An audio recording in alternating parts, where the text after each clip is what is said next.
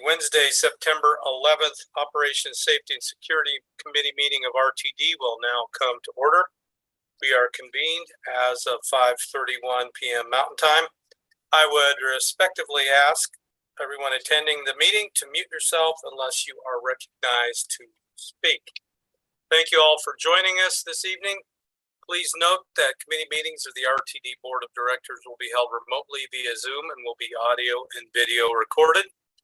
The meeting recordings, along with the unofficial minutes of the meetings, will be posted as soon as practicable on the board's website. During tonight's meeting, we are also providing communications access real-time translation, also known as CART. Anyone who would like to access this service should send an email to the RTD board office at rtd.boardoffice@rtd-denver.com, and a link will be provided. Additionally, the CART transcript can be automatically translated into Spanish for anyone who would like access to a live transcript of this meeting in Spanish. The live stream of the meeting will also be available on RTD's YouTube page. All right, at this time, I'd like to call the roll for the committee members. Vice Chair Julian Bouquet. Present. Director Ian Harwick. I'm here. Director Jamie Lewis. Present. Director Paul Rosenthal. Present. Director Joyanne Rusha. Don't see her here as of yet. Director Marjorie Sloan. Here. And I'm Director Troy Whitmore, Chair of the committee. So we have 6 committee members present. We do have a quorum. Additionally, we have Chair Davidson of the board here with us and Director Bob Broom. If I missed any other director guests, I see Director Guzman is with us as well. Thank you all for being here. All right, before we move to public comment, I'd like to take just a moment to see if any director would object to me modifying the agenda slightly at the request of our GM and CEO. We have 3 recommended actions on the agenda. However, the GM and CEO has asked that I remove the recommended action related to the replacement of a hoist at our East Metro facility. This is so that staff will have more time to work with a third party related to grant funding for this project. GM CEO Johnson, would you like to add anything to those comments? Mr. Chair, that's adequate in the sense that we do have to work on an intergovernmental agreement associated with those grant dollars, and that's the reason we thought it would be completed. So appreciate it. Thank you. All right, thank you for the explanation, and we're hopeful that we'll see it soon on the agenda. So are there any directors opposed to removing this item from the agenda? All right, I see none, so we will look forward to seeing this item in the future as appropriate.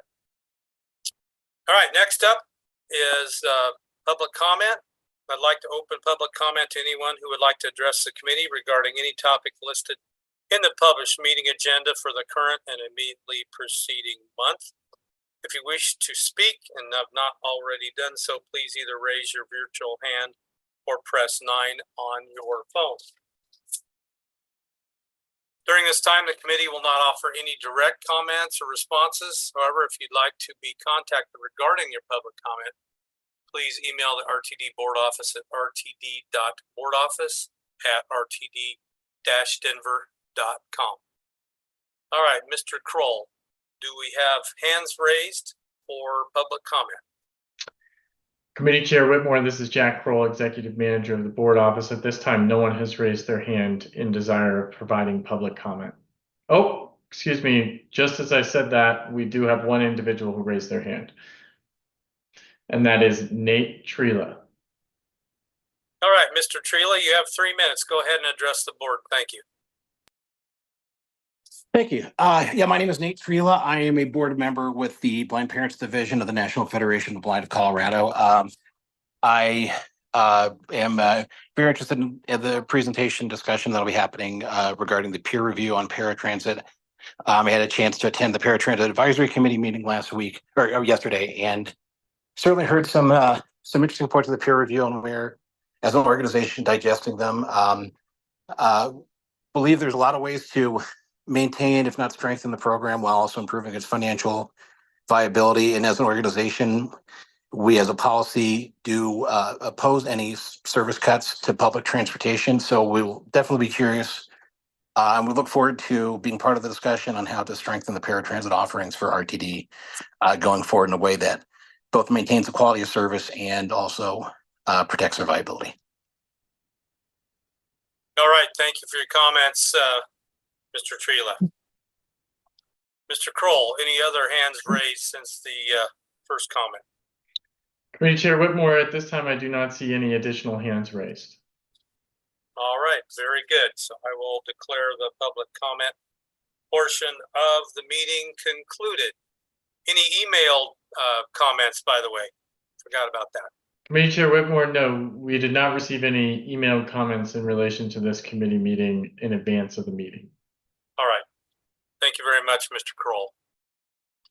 All right, next is C, information from external entities. There are no external entity reports this evening. So we will move to D, recommended actions. There are 2 recommended actions on the agenda.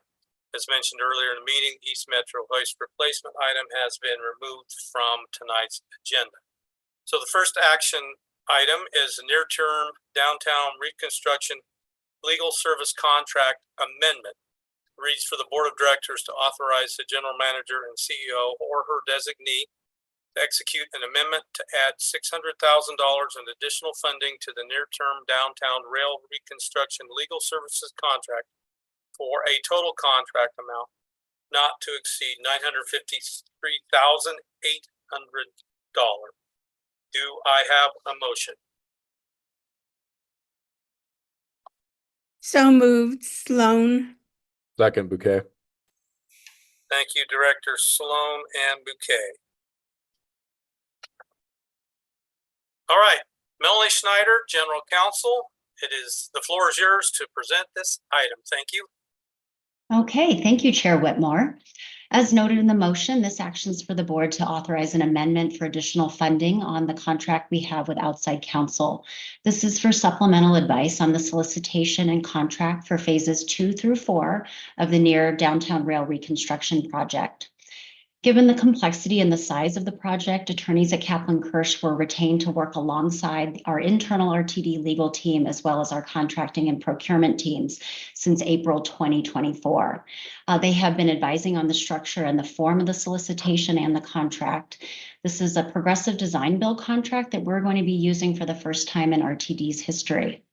The remaining work that we need to have performed in order to procure and contract for these phases of the project is going to require additional legal services to meet the agency's goal to award a contract in order to begin work in 2025. Kaplan Kirsch does bring significant expertise with advising public entities on alternative project delivery and procurement. They also have some deep experience with respect to similar complex transit and rail infrastructure contracts. They have provided substantial value, we feel, to date, and they have met all contract performance requirements. So with that, I am happy to take questions on the proposed amendment. Thank you, Melody. Appreciate the presentation. Questions from committee members or other board members or Ms. Schneider? Mr. Chair, can you repeat the amount again? Yes, sir. Not to exceed $953,800. This is an extension of $600,000 additional dollars. Is that correct, Ms. Schneider? That's correct. Thank you. You're welcome, sir. Any other questions? All right. We have a motion from Director Sloan, second from Vice Chair Bouquet. Are there any no votes on this matter? Seeing no votes, the chair declares it passes 6-0. Thank you very much. Second, final action item for the evening is approval of budget transfer for wheel truing machine replacement. This is for the board of directors to approve a budget transfer in the amount of $1,678,500 for to the Light Rail Operations Division for the replacement of existing wheel truing equipment and to authorize the general manager and CEO to enter into a contract to procure the replacement equipment.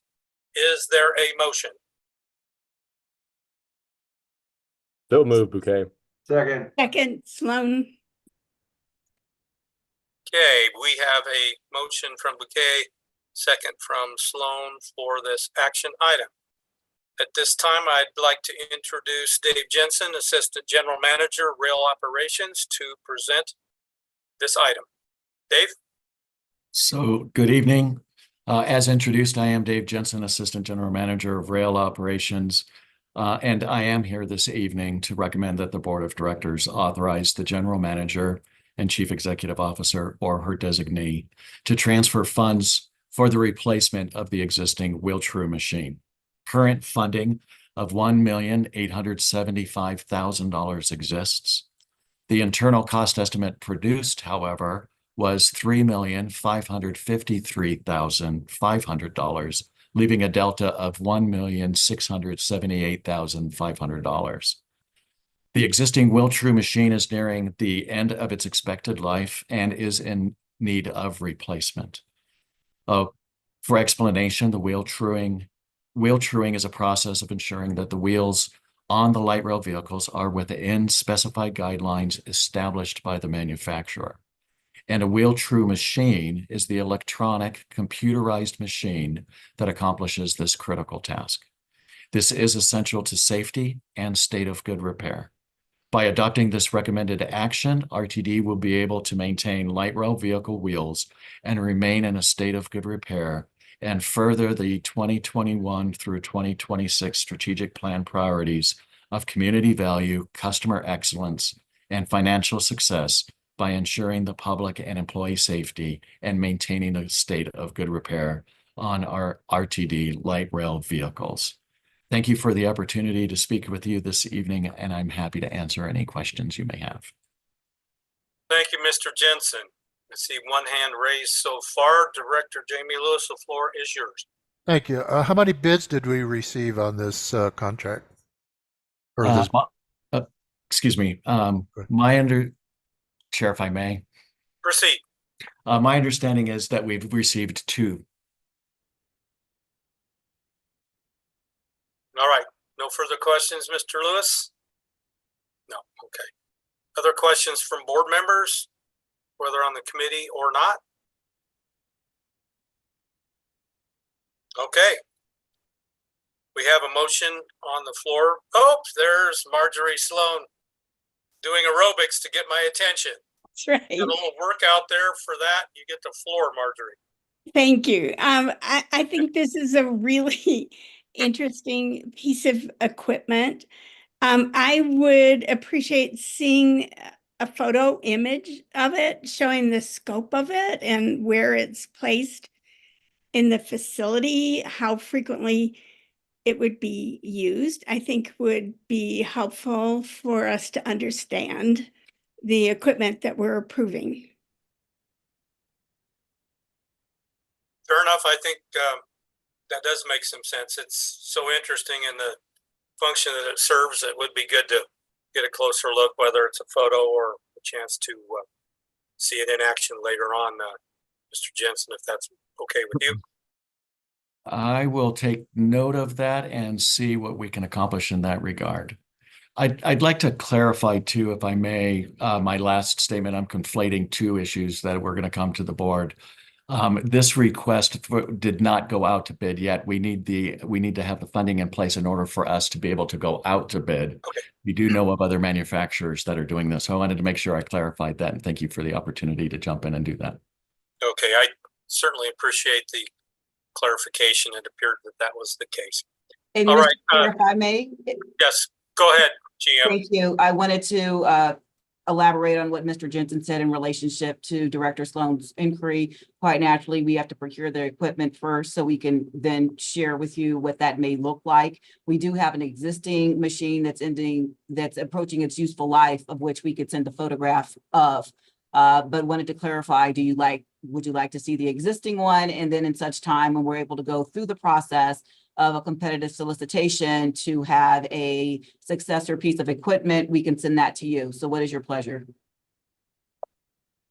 I think because we have a number of board members that won't be with us by the time the machine comes, let's see if we can get just a snapshot or two of the existing one. Very And then well. and then once we get the new one, might be worth a little tour, field trip, or some more photographs just to kind of explain the difference, because it's such an important piece of equipment for our maintenance program. It is. Thank you very kindly. I appreciate that, as I am intending to manage expectations. So appreciate the clarification. Yeah, I appreciate that. That's good that we're all on the same page. All right, Director Rosenthal. Thank you. And then, so what, describe a little further what this machine does, and to the extent that it relates to the repairs on the rails that we're doing to ensure that the wheels are perfectly positioned, perfectly trued up, so that they don't cause damage or cost less damage on the rails. Go ahead, Mr. Jensen or CEO Johnson. I can jump in there and then look for further elaboration. So what the Wheel True machine does is exactly what you just described. So every wheel, not just the diameter of every wheel on each train need to be exact, the profile also needs to be done. And so this machine shaves essentially the outer part of the wheel in order to be able to do that. So the way the machine works is through a computer. We put in the programming, and the machine will roll the train onto the machine, which is in the shop, and then it shaves the wheels accordingly. And so as part of good state of good repair, the wheel rail interface is very important for our rail and the wheels. So both work together to ensure ultimately it's a wear issue. Wouldn't necessarily cause damage, but it does ensure the longevity of both the rail and the wheels. Very good. Any other questions in that regard, Director Rosenthal? Okay. I see no other hands raised at this time. So we do have a motion from Directors Bouquet and seconded by Sloan. Are there any no votes on this matter? Seeing no votes, I declare the motion passed by a 6-0 vote. Thank you very much. All right, let's move to item E on our agenda, discussion items. There are two listed on the agenda, and the first is for the 2025 Public Transportation Agency Safety Plan, better known as PTASP. I'd like to introduce Sky Mott, Manager, Safety Management Systems Program Development, to present this item. Sky, the floor is yours. Thank you, Chair Whitmore. I will start to share my screen.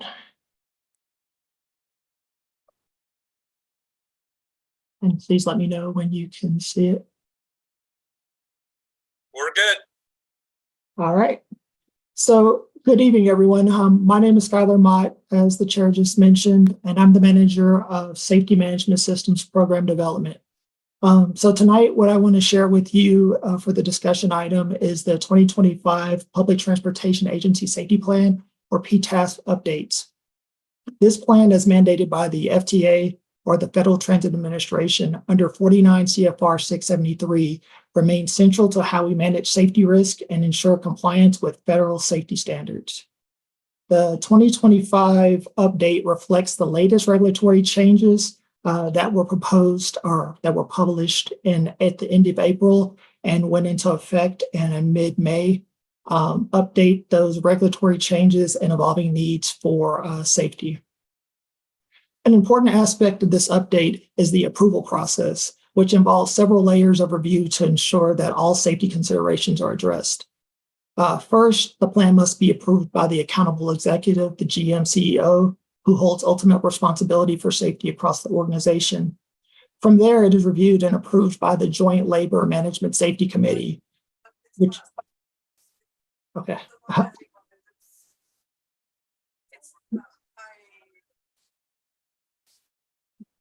Okay. Looks like we have somebody unmuted. Please check that we're all muted so we can give full attention to Sky Mott, please.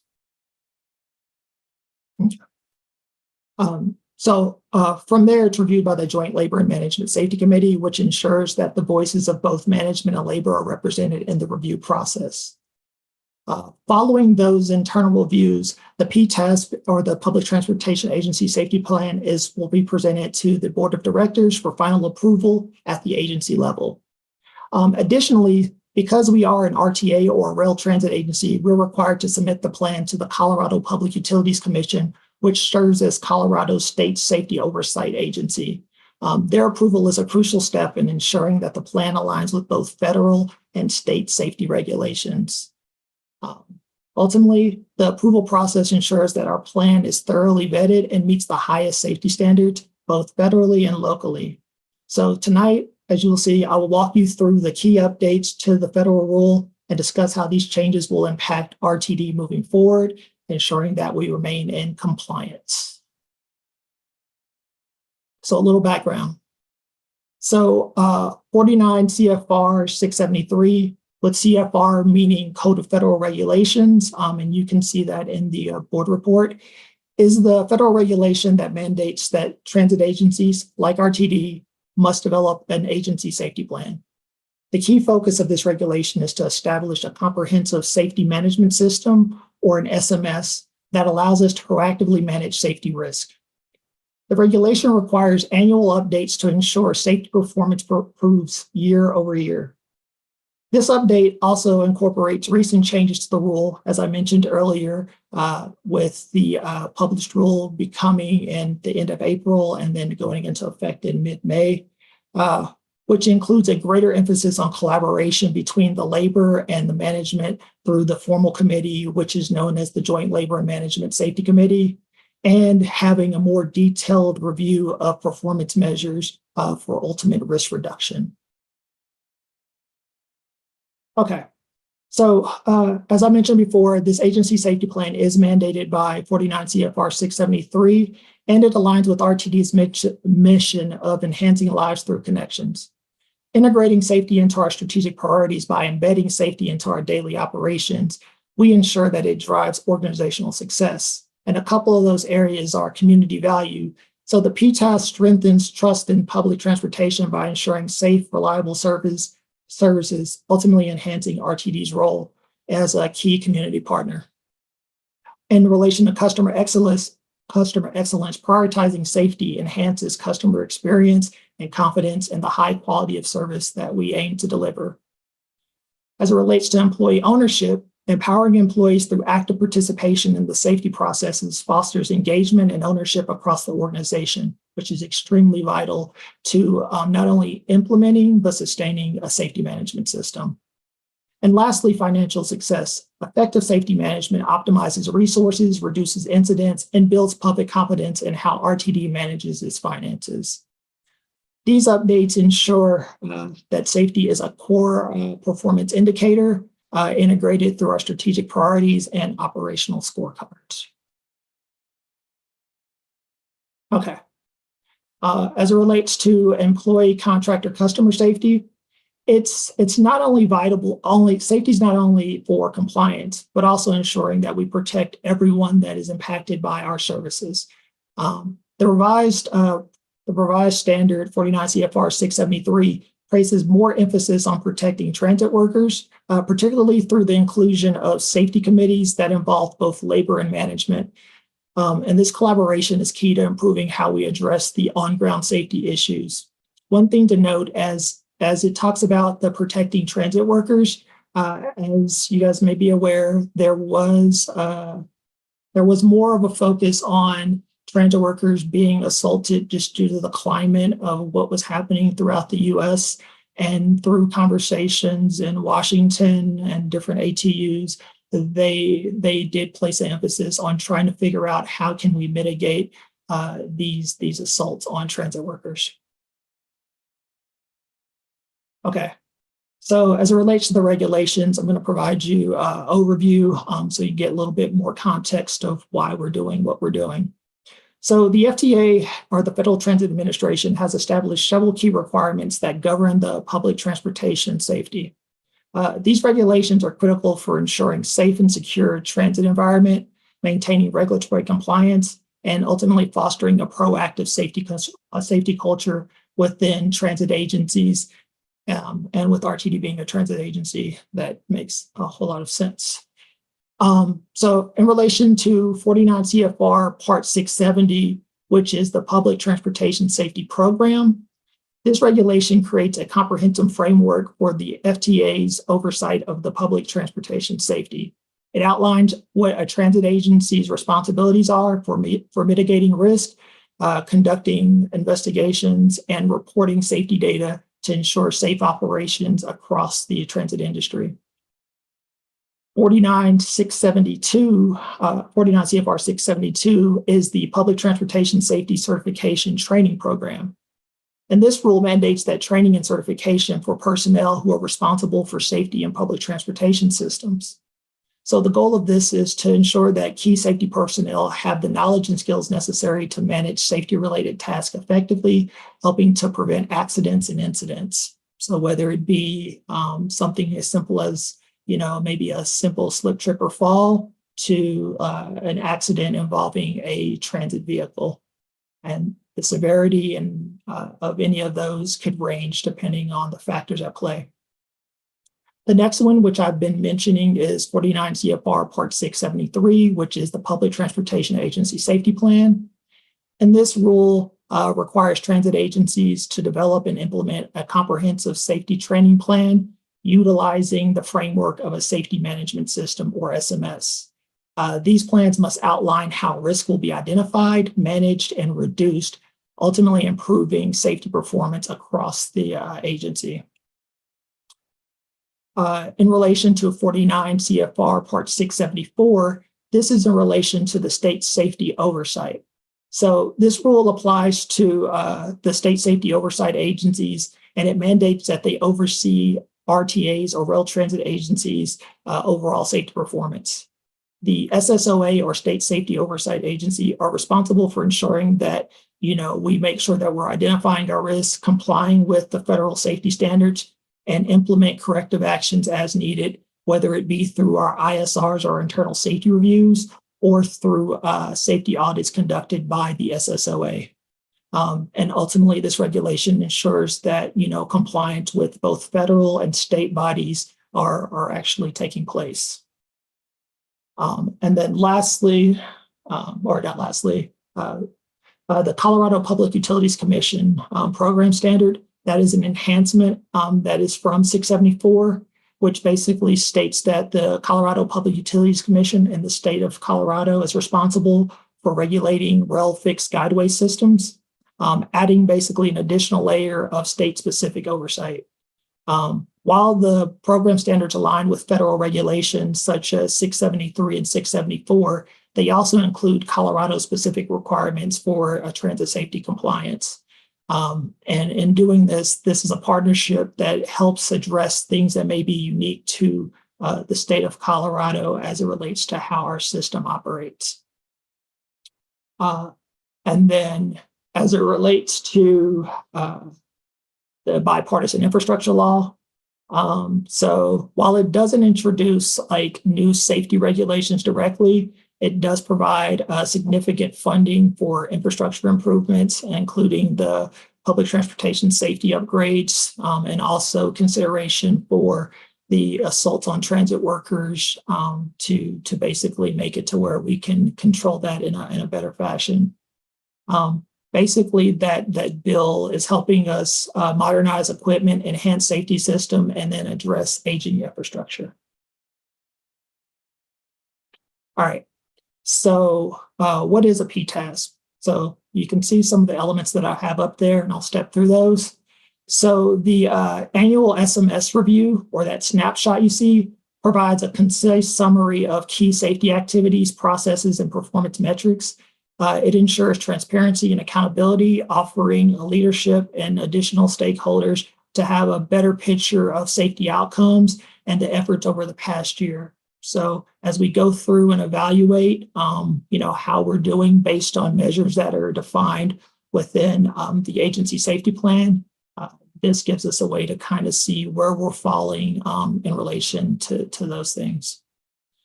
Document the SMS processes and activities. So this section captures essential SMS processes such as safety risk management, safety assurance, and safety promotion activities.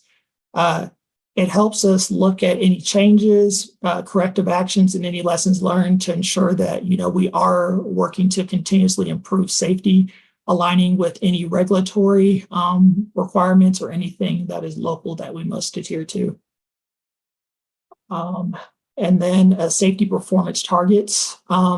Those include things such as accidents, injuries, and safety events. Safety events could be anything from some kind of violation of a policy or procedure or SOP that could have safety implications. So something as simple as maybe a red signal overrun. And that's where we can basically go back and say, okay, we had a target for like 5 or 3 or whatever it may be. And then just seeing how close or how far off we are from hitting that target. And then the last bullet on there is review, update, and improving annually. So this review, which we're going through right now, is basically a step in us making sure that we are compliant with any rule changes, and then any lessons learned as it related to the performance measures and targets that were established in the prior year to ensure that we are, as compliant as we can be and making any adjustments. So moving forward, we're not setting unrealistic targets or expectations. All right. So under 49 CFR 673, RTD is required to implement this SMS or safety management system to manage risk in a structured and proactive manner. This process involves identifying safety risks such as slip, trips, and falls or vehicle collisions by managing these risks through safety controls. And as you guys may be aware, there are various number of controls that can be implemented. Some examples are administrative controls, which tend to be SOPs, internal work instructions, things of that nature. PPE, like eyeglasses, gloves, safety vest, or there's substitution or elimination. Elimination is one of those controls that are generally harder to implement, but what generally happens in order to manage risk is utilizing various layers and combinations of those controls to bring risk to an acceptable level. With that, we also continuously monitor performance based on implementation of said controls. The most recent rule updates an emphasis on making the SMS or the safety management system more data-driven and collaborative, which can be referenced with the Joint Labor and Management Safety Committee, where again, management and the union work together to work through and identify hazards and develop mitigations to bring those identified hazards and associated risks to acceptable levels. This aligns with how RTD staff has been proceeding prior to these updates. This just because the FTA put out these new regulations, RTD had already been moving in that direction.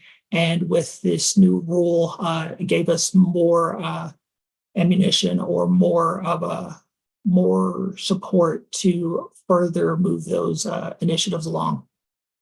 And then additionally, greater emphasis is now placed on using that data to inform decision-making with an increased involvement from employees through various committees. The one, like I mentioned, the Joint Labor and Management Safety Committee, but there are also committees underneath there, which are more at a facility level. Those are facility safety committees where hazards are identified, mitigations are proposed and or implemented.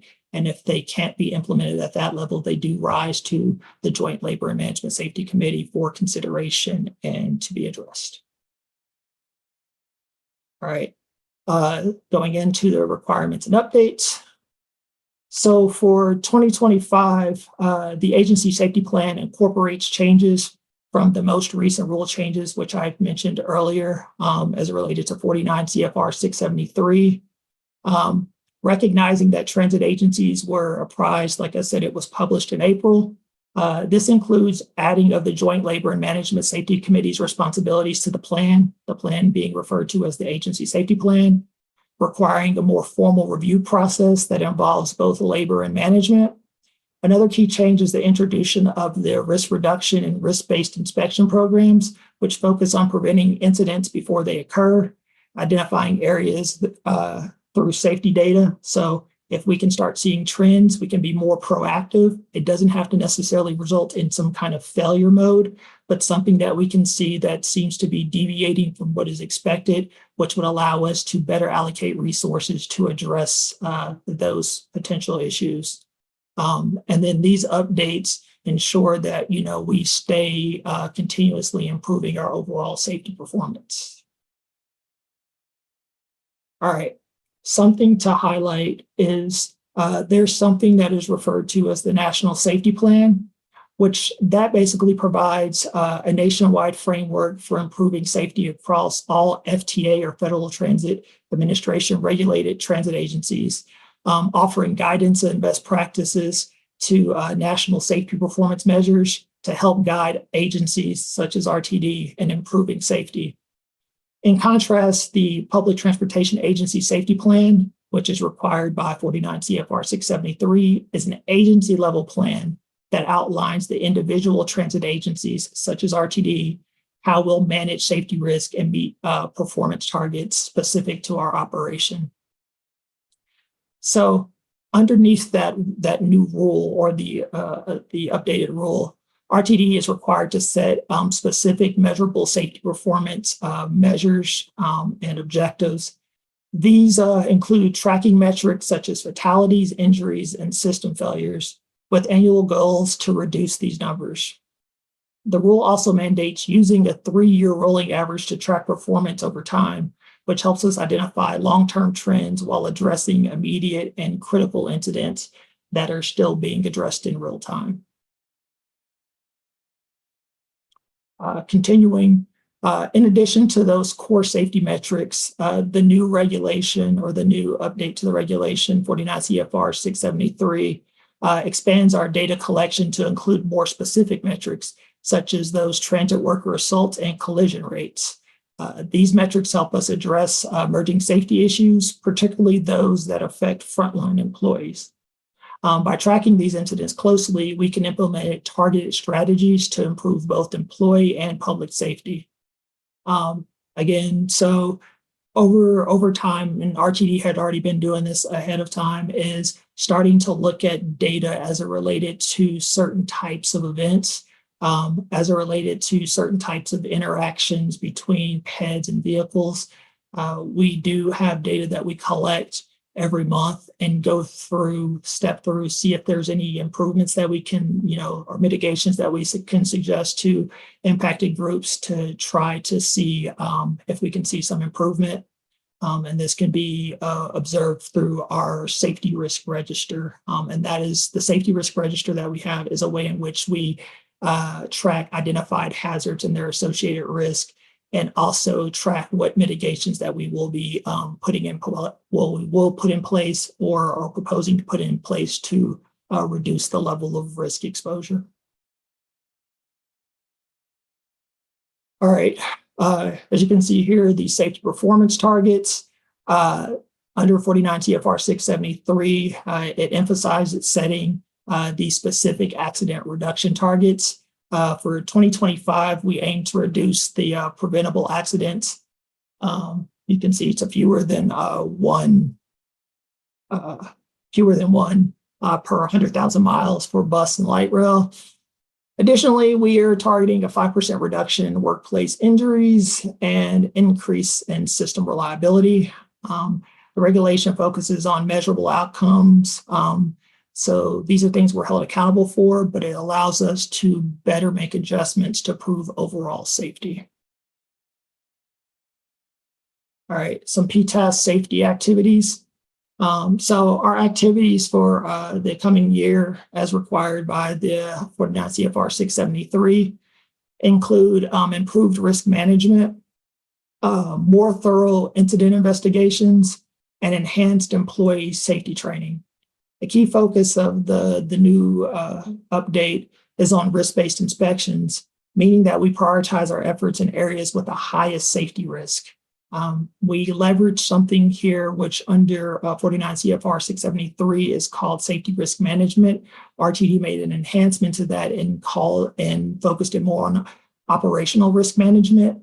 And that made it to where we leverage an adaptation of MIL standard 882E, utilizing their risk matrix for probability and severity. And the enhancement we made, it was making it a 5x5. So it's a more balanced approach to managing risk and identifying risk. And then that helps us when discussing identified hazards on the best way to prioritize and categorize how we need to allocate our resources. So those are a couple of things that we'll be doing to overall improve our safety performance in the coming year. Next steps. So what we have here is the timeline, what we're looking at. So as today you see that we're presenting this discussion item to this committee. On October 9th, we hope to bring it back as a recommended action for consideration. And then on October 22nd, we hope to be able to present this recommended action to the board. And if it is approved, like I mentioned at the opening, it will go to the Public Utility or the Colorado Public Utilities Commission for approval. With that, thank you for your time today. And with that, I will yield the floor back to you. All right. Thank you, Sky Mott, for a very comprehensive presentation and prelude to what we will be seeing in October, both in the committee and the full board. Any questions for Mr. Mott? I see Director Rosenthal, floor is yours. Thank you, Mr. Chair. Thank you, Mr. Mott. So in terms of assaults on our operators, could you maybe go into a little bit more detail as to what consists an assault? So is it, someone, let's just say, banging on the shield? Is it somebody verbal assault? Is it only physical assault? Or how would you categorize all the factors that are considered in that statistic? Yes. So the way in which we consider assault has been prescriptive by the FTA. So they break it up into two categories. The first is physical assault, which they gave a range where it could be somebody spitting at you, physically making contact, and those are things that are classified as physical assault. Then there's a category of non-physical assault, which could be more in that verbal, like threats, things that could impede an operator. Now, because that is more subjective, the way that we're classifying it currently, and we're always looking to improve, is if an operator calls dispatch or control after experiencing an event or in the middle of an event, making sure the operator is okay is priority, obviously. But making sure that we categorize that correctly so that that information can be reported to NTD accurately. Additionally, we are coordinating with transit police. And there's been an ongoing effort as that new guidance came out to ensure that we are more not coherent, but more balanced in our approach and more congruent in our approach, because there are different definitions of assault based on law enforcement and what FTA is saying, but we are working towards reconciling that. Thank you. Very helpful. And then my other question is, how you mentioned if they call a dispatch, and then it sounds like another methodology of reporting and recording is if there's a police report through transit police or another police agency. Any other methodologies to record and report? Let's just say they report it to a supervisor, or is there an internal filing system where they can report that? Yes, they have a number of ways to report that type of information. The primary way is to definitely call dispatch or control, respective of the mode. But if they feel that, at the time they didn't feel like reporting it, once they get back to their division, they are able to fill out an incident report and hand that to their supervisor to be included for tracking purposes. Thank you. All right, GM CEO Johnson, did you have something you want to add? Yes, I just wanted to clarify and qualify a couple of comments that Mr. Mott made. So first and foremost, for everybody's edification, as we talk about the National Transit Database, that's the collective entity in which all transit agencies submit information, as that's the portal that is used as relates to providing discretionary formulaic grants. But on the flip side of that as well, I wanted to clarify that we are tracking this information through law enforcement and have been doing so. As Mr. Mott indicated, this is relatively new as it relates to the modifications to the various rules that came out through the Code of Federal Regulations. And so what we're doing internally is shoring that up through our Leadership Safety Committee, in which I am a part of, in conjunction with members of the leadership team. So we have one source of truth as we go forward, and recognizing that as part of law enforcement, there are different categories as relates to various crimes that are crimes that are occurring in and around our system. So I just wanted to ensure that you had an understanding that we do have data that we're collecting. We're shoring that up for the purposes of the federal government, but it does not negate the information that we already have, which is more in-depth, that allows us to better manage the operating environment to create a welcoming transit environment. Thank you. Thank you very much. So I see Director Rusha has joined us, and I don't know what time that was, but if you, Jack may know, or you may be able to do that so we can get that on the record, but floor is yours. Thank you, Mr. Chair. We'll just pretend like I was on time. So first, thank you, Mr. Mott, for this presentation. That was a hefty one. So I was really impressed. Very professional, and I don't even think you needed a sip of water. I took at least 4 while you were talking. But I have a couple of questions, and if you'll excuse me, I'm going to flip my screen. I downloaded the attachment separately, so I don't know what board packet page. But if I could just maybe refer to the title. So there's a note where it says new in 2025 to incorporate the JLMSC responsibilities. And I was just wondering if you could expand upon that a little bit, like what changes would we anticipate in 2025 PTAS that we don't have in the current one? Or perhaps that's, better for GM CEO Johnson, but that bullet point I found interesting and would like to hear more about how we further that partnership with our labor partners. So, Mr. Chair, if I may, and then I'll yield the floor to Mr. Mott. So thank you very much, Director Rusha, for the question. Mr. Mott had outlined, and I'm uncertain if you were here for the entire presentation, so forgive me if I'm repeating myself. But from the outset, where he's talking about the different parts of the Code of the Federal Regulation and talking about what elements are going forward, I wanted to ensure that you understood where we say new in 25, what you all are going to take into consideration is what we're calling for 2025 going forward. And these elements we are preparing and working in tandem with our Joint Labor Management Safety Committee to have incorporated in as we go forward. So I just wanted to qualify that. I will leave it to Mr. Mott to go through the specificity as relates to the certain elements so we could provide examples. So thank you. Mr. Mott? Yes. So as it relates to those things that the Joint Labor and Management Safety Committee will be doing as an enhancement from the prior year's agency safety plan, 49 CFR 673 essentially fleshes out a little bit more of what their role is. So a couple of those things, and this is not totally inclusive, but the highlights are the approval of the agency safety plan. That is more defined as it was. It was really not that well defined in the prior year's regulation. Additional regulation and agency safety plan.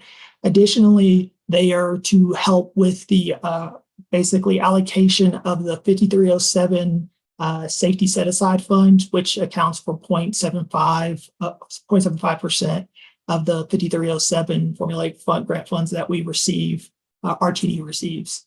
That said, what they are also now tasked with doing is working with leadership. So the ATU working with RTD's leadership on not only identifying those mitigations that have been put in place, maybe by like a lower committee, such as a facility safety committee, and to give more clarification. So we have facility safety committees at our operating division. So a couple of examples are like Boulder, East Metro. On the light rail side, we have Alati, where we use that as one light rail safety committee, where we do account for the entirety of the light rail operations. But they can identify hazards at that level, provide a mitigation, but based on the level of risk that has been assessed for that particular hazard, it may trigger to where it needs to be brought to the Joint Labor and Management Safety Committee, as the mitigation may be something that requires a more coordinated effort between departments in order to successfully implement and sustain said mitigation. So that committee, the Joint Labor and Management Safety Committee, will be working to ensure that mitigations are actually, appropriate and sustainable for those identified hazards. Additionally, the Joint Labor and Management Safety Committee will now basically coordinate more with subject matter experts in order to help identify the most appropriate mitigations, because there are a number of different hazards that could be identified throughout the system. And when reading the regulation, it says the Joint Labor and Management Safety Committee represents the plurality of the agency, which is more bus side, but there are rail elements there as well, specifically light rail, to where they may need to have additional information or additional subject matter expertise to ensure that the proper mitigations are put in place. So those are a couple of examples. I don't know if that answered your question directly. It did. If I may, Mr. Chair? Proceed. Yeah, thank you. So that was actually very helpful, Mr. Mott. And those are the kinds of examples that I was kind of looking for, like how can we better integrate and improve labor relations, but also it sounds to me, if I understood you correctly, this is also bringing an additional like layer just of, in layman's terms, of safety review on, like within the agency, by also, ensuring that the Joint Labor Management Safety Committee is apprised of issues, but also some more of that decision making. I mean, not as eloquently as you, but did I sort of sum that correctly? Yeah, I would agree. And one thing I would like to add there. So with the Joint Labor and Management Safety Committee, we are providing training for them so that they develop competencies. So we're not just putting them there cold, right?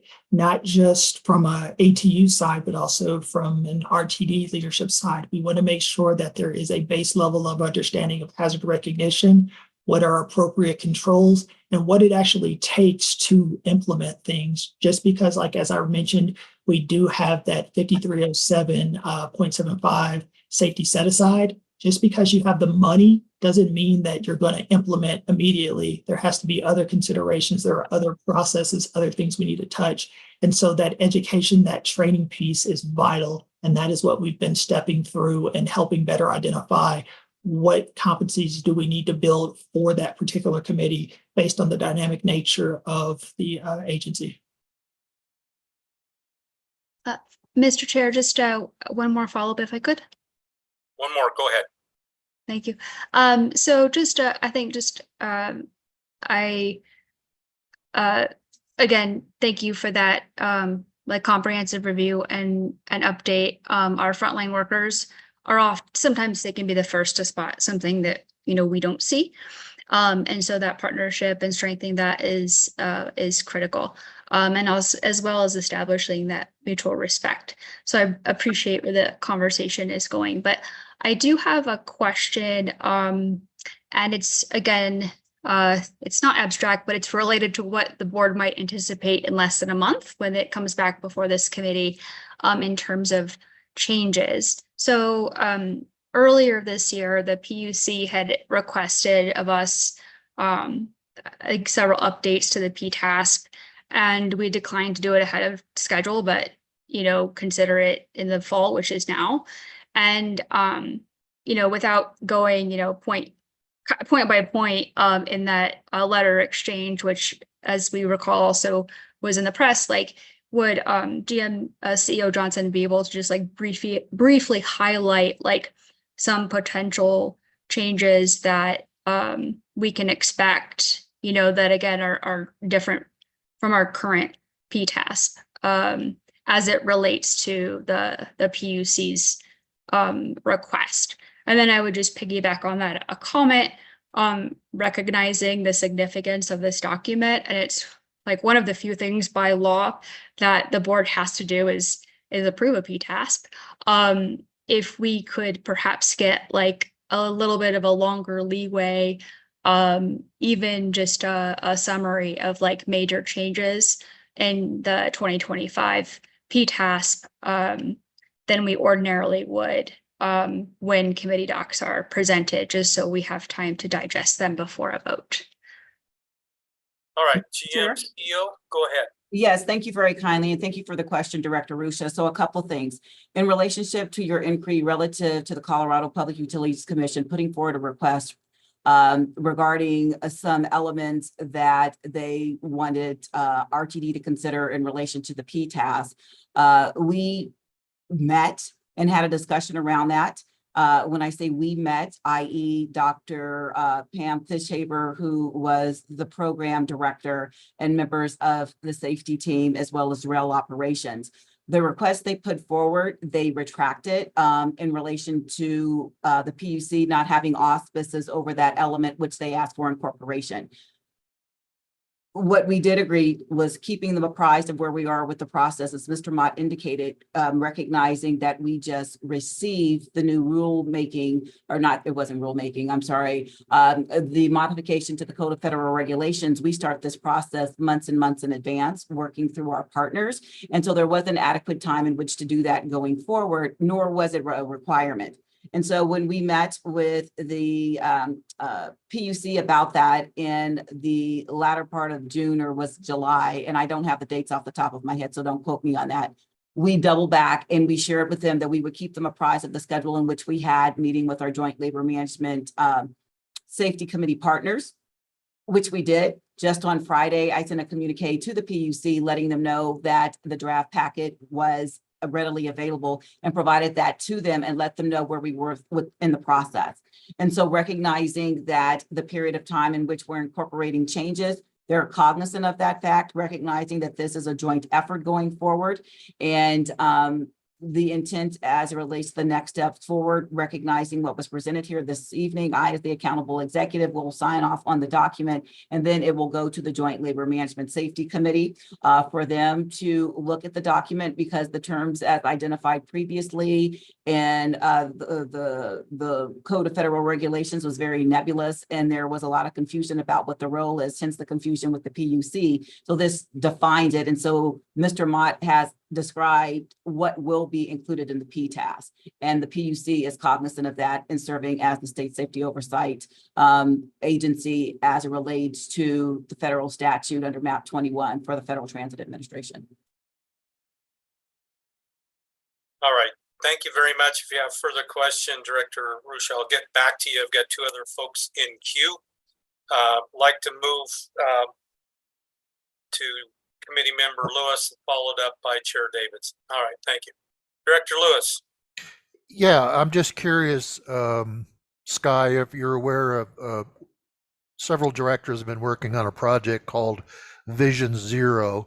And my question is, how will PTASP and Vision Zero coexist, and how can they complement each other? If I may, I think that question is better suited for me, Mr. Chair. Proceed. Right. So recognizing that there has been discussions, and I've had the opportunity to engage directly with Director Ruscia and Director Harwick on this topic.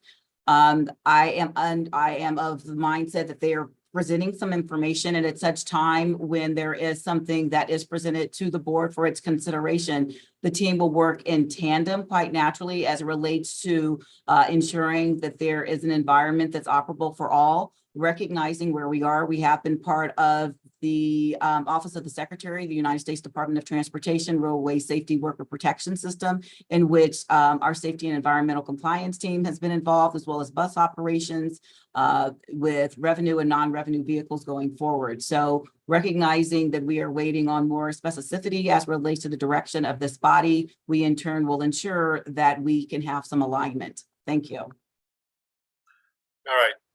Thank you, CEO Johnson. Are you done, Director Lewis? Yeah, let me ask this question to GEM CEO. Do you see potential of these two groups doing work together and complementing each other? Just in general, your general opinion. If I may, Mr. Chair? Please. So, Director Lewis, the simple answer would be yes, when we talk about, reducing any type of risk and hazards as relates to our operating environment. One thing that I will qualify, and Director Ruchas and Harwick are aware of this, as we have had conversations. When we talk about Vision Zero, holistically recognizing we don't have auspices over infrastructure in which our buses traverse, nor other elements when people alight our vehicles and things of the like. We do have opportunities quite naturally to look at an operating environment that may be optimal. And that's working in conjunction with municipalities to help create that operating environment. There could be instances whereby this body or different municipalities in which we have services, could adopt a transit first policy, which would put an emphasis on transit being a priority as it relates to roadways. It could help in reference with certain treatments to ensure the ease of movement of vehicles. Other aspects is utilizing scrambles to cross at key intersections where all vehicular traffic stops, so it's a lot safer. So there are opportunities. So I just wanted to give that as an example without actually knowing the direction in which this board would like to go. Thank you. Thank you, General Manager. All right. Thank you, Director Lewis. Okay, I will call on Chair Davidson now. He's had his hand up for a long time. Thank you, Committee Chair. I'm happy to defer to Committee Member Rucha if she'd like, if it's relevant to Vision Zero. Mine's separate from Vision Zero. Go ahead. It was, I just wanted to just note for the record, and I think it addresses Director Lewis's question in part. Director Harwick and I have had conversations with the ATU, and one of the things that we had done also as a group is that we said that transit workers were essential part of any Vision Zero plan. And we had also stated, and ATU is part of the coalition working on this project. And so it was always our intention, when asking the question, like, where does this live? That it would is not intended to like supersede the JLMSC, but possibly even be under it in part or work in cooperation. So I hope that kind of, helps address your question, at least from the perspective of the, the directors that were having those conversations and what our vision was, as well as for the public or anyone else on the committee. Thank you. Thank you, Director Rucha. I appreciate that. All right, Chair Davidson, floor is yours. Thank you. Thank you very much, Committee Chair Whitmore. Mr. Mott, thank you for the presentation. Very, very helpful. I have two questions. One is really just as a reminder to myself here. Can you remind me whether we need to do any type of coordination with DRCOG as the MPO with respect to, for example, being recipients of 5307 funding? Is there any action that needs to occur with respect to the PTAS, for example, approval? And if so, what is the process of coordination and where are we in that? I just appreciate the reminder if you wouldn't mind. Did you want to go, Deborah? Yes, if I may, Chair Davidson, thank you very kindly. So recognizing that DRCOG is the Metropolitan Planning Organization, As relates to any approval by DRCOG, no, that is not required. The only approval that is required is through the State Safety Oversight Agency as delegated by the Federal Transit Administration in their federal regulation, which I believe that dates back to MAP 21. Thank you very much for that reminder. And Committee Chair, if I may, just one more question. Proceed. I know we've set some goals here. I think it's packet page 41, and you touched on, Mr. Mott, what the goals are for 2025. As perhaps another reminder, I know as we've gotten more organized with our PTAS, we've set some goals, I think, for 2024. Can you remind me just on how we're doing against the goals that we had previously set in the PTAS? And are we trending in a positive direction, or do we have any misses? If there are any misses, have we identified what concerns may be there, whether it be resourcing or so forth? Just some idea of how we're trending from when we've been setting goals on this and how that relates to our 2025 goal setting. That would be helpful context. Mr. Mott or Ms. Johnson? If I may, Mr. Chair, thank you very much, Chair Davidson, for the question. So recognizing what you put forward, I want to use this as a gentle reminder that the presentations we were bringing forward relative to our safety stats are those that are extrapolated, because all of these are intertwined. I don't know if Mr. Mott have those stats readily available, but in our cycle, those would be forthcoming. In some areas, quite naturally, as we look at where we are relative to like fatalities, as we talk about injuries, Mr. Mott indicated at the outset of his report, when we talk about slip, trips, and falls, that is something that is very prevalent quite naturally as we look at where we are with the various seasons. That is something that we see, especially strains as well. The reason this happens to be top of mind is because with the Leadership Safety Committee, we just met on Monday, so that's why I can recall these. But we would be happy to circle back. Mr. Mott, I don't know if you have any stats readily available, recognizing that we produce those, and I know. Yeah, I don't have them off the top of my head, but I can get those to you.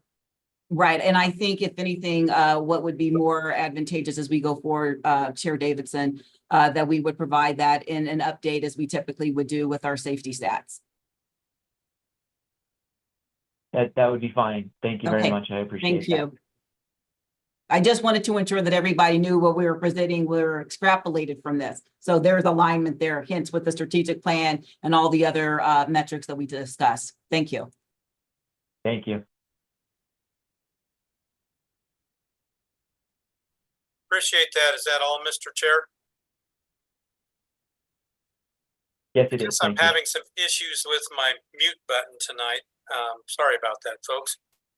All right, so that was all from Chair Davidson. Director Ruscia, the floor is yours. Chair Whitmore was trying to figure out how to mute me. So my question was similar to Chair Davidson's question, and it was about the TAMP. So as noted, the board doesn't vote on the TAMP, but DRCOG does, or at least, I don't know if they formally approve or we just have to present. And so recognizing that the TAMP is essentially an addendum of the PTASP, and our TAMP hasn't been like formally updated, like public facing, I think, since 2022.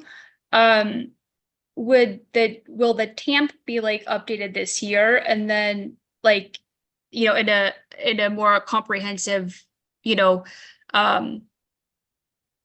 that it has in years past, or like, again, just forward facing, and go through that similar process with DRCOG and presentation to the board and such, and thus be seen like as an addendum to the 2025 PTASP, or used in, conjunction with, however you think of it. I hope that question makes sense. I guess a simpler way to say it would say that our last 2 or 3 PTASP has referenced a TAMP that is dated from 2022.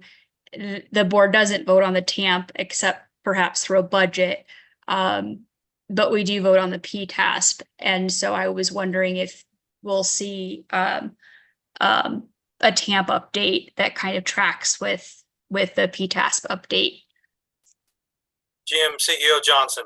Yes, thank you very kindly. And thank you very much, Director Ruscia, for the question. And just for everybody's edification, with the TAM, she's speaking about the transit asset management plan that we utilize as we look at our state of good repair.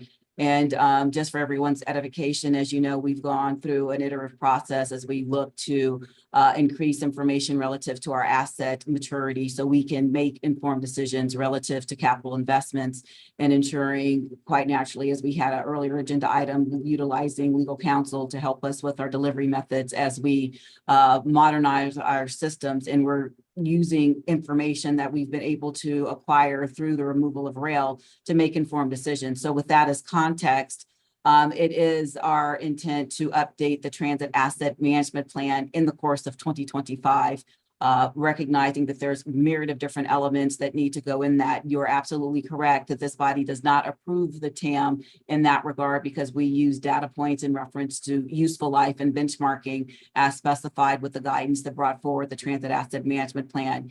And DRCOG does not approve the plan. We provide them with targets relative for planning purposes as we go forward. So that is in process. I don't know if Mr. McLeod is on this call as the transit asset management group falls within his auspices. And I don't see him. But the time frame off the top of my head is the middle part of 2025 when we were going to start working on that. Thank you. You're welcome. All right. Thank you both.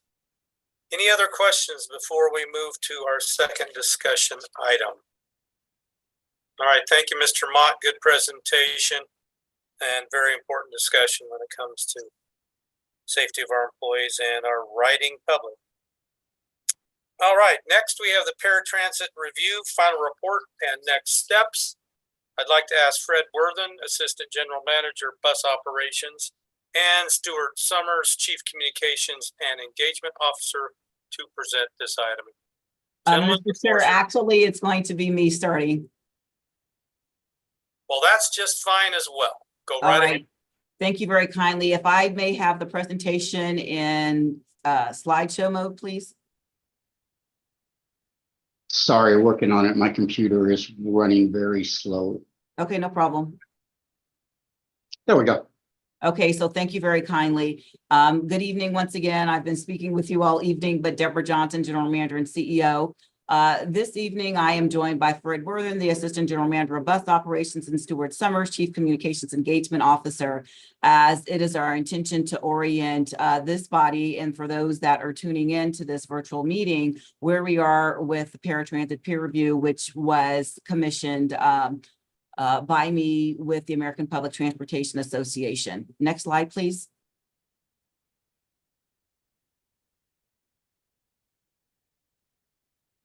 So this evening, I will give a quick overview as it relates to the paratransit peer review as a gentle reminder of how we have gotten to this point.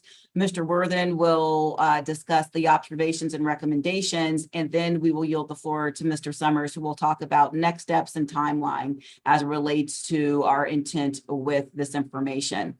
So if we could go forward to the next slide, please. Thank you. So for everyone's edification, back on February 27th, I submitted a letter to the American Public Transportation Association, of which we are members, specifically to the Chief Operations Officer, requesting that APTA work with RTD and convene a panel that would be comprised of individuals that have subject matter expertise in the paratransit realm relative to RTD's paratransit services. And when I talk about paratransit services, this was intended to include the American with Disabilities Act of 1990 complimentary paratransit service, in addition to the supplemental premium on-demand services that RTD has providing.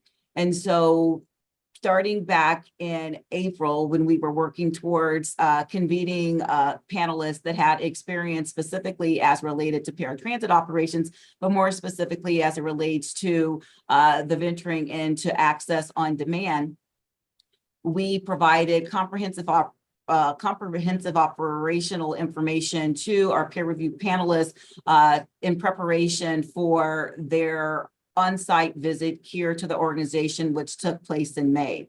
And specifically speaking, in relationship to the peer review, the scope and objectives that we had outlined really dealt with the program's overall structure, the contracted service delivery model in which this agency has, because I do want to qualify, not all agencies contract out their paratransit services, service performance monitoring and our auditing process, the program service performance and cost effectiveness, including review of per boarding subsidies and average fare costs, annualized program costs and future costs, and then quite naturally, cost controls and contract structures, and most importantly, recognizing that we are recipients of federal dollars, Section 5307 in reference to formulaic dollars, adherence to federal guidelines related to complementary paratransit services.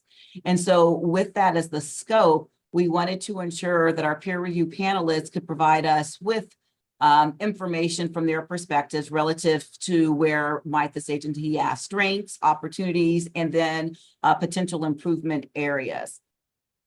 Next slide, please. So more specifically, I won't read through this, but the peer review focus was encapsulated and that's at a higher level. And I did provide more specificity to what I had requested of the peer review panelists in my initial scope. And so with that, you can go to the next slide, Fred. So the final report RTD received, specifically I received the report on August 7th. I had the opportunity to confer with the team led by Fred Worthen as we looked at what it is that we would do as a path forward, recognizing that when this report was received in August, we were dark, but we ensured that we disseminated this information to the board, which in turn I did on August 21st. This information has been made available to the public with a forward-facing webpage that was launched just earlier this week. And I will now yield the floor to Mr. Worthen to go into more detail about the recommendations and the path forward. I do want to remind everybody that it is our intent to come back to the full board and have discussions relative to the elements in which we are going to leverage through means of tactics that are associated with our engagement process. So with that, Mr. Worthen, thank you very kindly. The floor is yours. Thank you, CEO and General Manager Johnson. Good evening, honorable board members. As Ms. Johnson said, I'm Fred Worthen, AGM of Bus Operations. So tonight I'll discuss at a very high level key themes related to the final peer review panel report that Ms. Johnson referenced.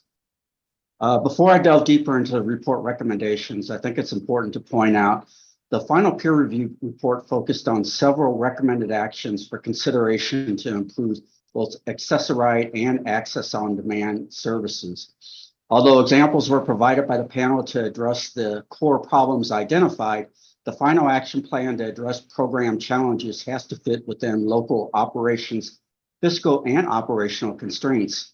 Thus, final solutions to address program challenges may vary from those presented by the peer panel. Additionally, policy changes related to service delivery must be brought to the RTD Board of Directors for consideration. So again, these are recommended actions for consideration. They are not fait accompli. Stuart Summers, Chief Communications and Engagement Officer, will discuss the next steps later in the presentation. Although the final report is very detailed, all of the recommendations centered around three major themes.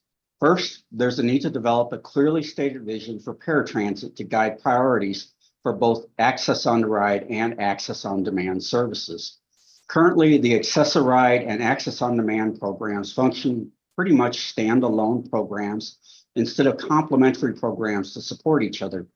There is a clear need to integrate the programs more seamlessly, where the Access on Demand program is truly supplemental and complementary to Access-a-Ride services.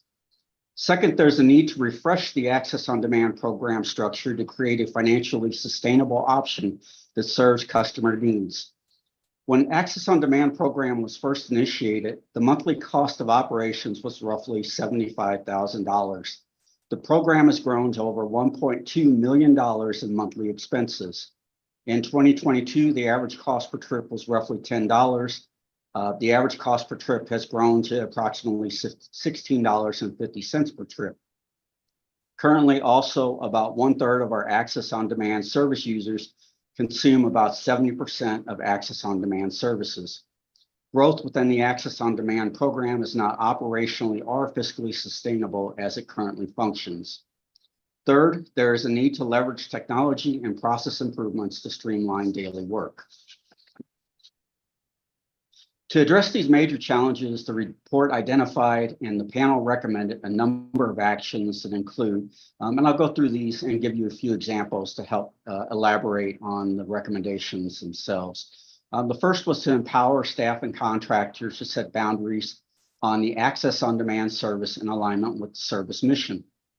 Currently, the Access on Demand program operates with significantly different policies from accessorized services with regard to fare, service area, span of service, and eligibility.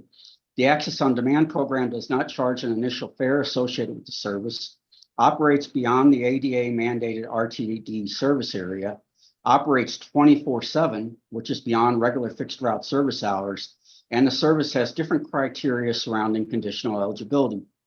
The peer review panel has recommended that the Access on Demand policy should be in alignment with Access ARIG policies as well as the mission surrounding these services.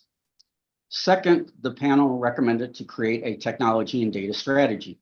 Technology can stream workflow, which will improve staff efficiency and allow RTD to reallocate staff to more impactful work, deliver better service, and reduce costs. A third recommendation was to reduce compliance exposure by evaluating specific aspects of service delivery. For example, there are many Federal Transit Administration regulations that define requirements for paratransit service delivery. One of the requirements is that paratransit services should be provided within a complementary 3/4 mile zone surrounding most fixed route services and rail stations, with a few exceptions. Due to route alignments, this could create donut holes, whereas there are routes surrounding an area completely without service. If these holes are 1.5 miles in diameter or less, FTA guidance requires paratransit service be provided within this donut hole. The panel recommended that RTD evaluate specific aspects of FTA regulations to reduce compliance exposure. Another recommendation was to evaluate accessorized reporting standards for on-time performance, conduct regular checks on data parameters used for key performance indicators. So as an example, accessorized on-time performance is measured based upon a 30-minute pickup window. A vehicle is considered on time as long as the vehicle shows up anytime between 15 minutes before or 15 minutes after the scheduled pickup time. Although it's important that customers are picked up on time, it's also important that people get where they're going on time. Thus, we should look beyond pickups on-time performance and also look at appointment drop-off times. The panel also recommended a need to identify an empowered owner of paratransit who can get into details and lead policy. In a nutshell, the panel has recommended that the agency identify a champion for paratransit services.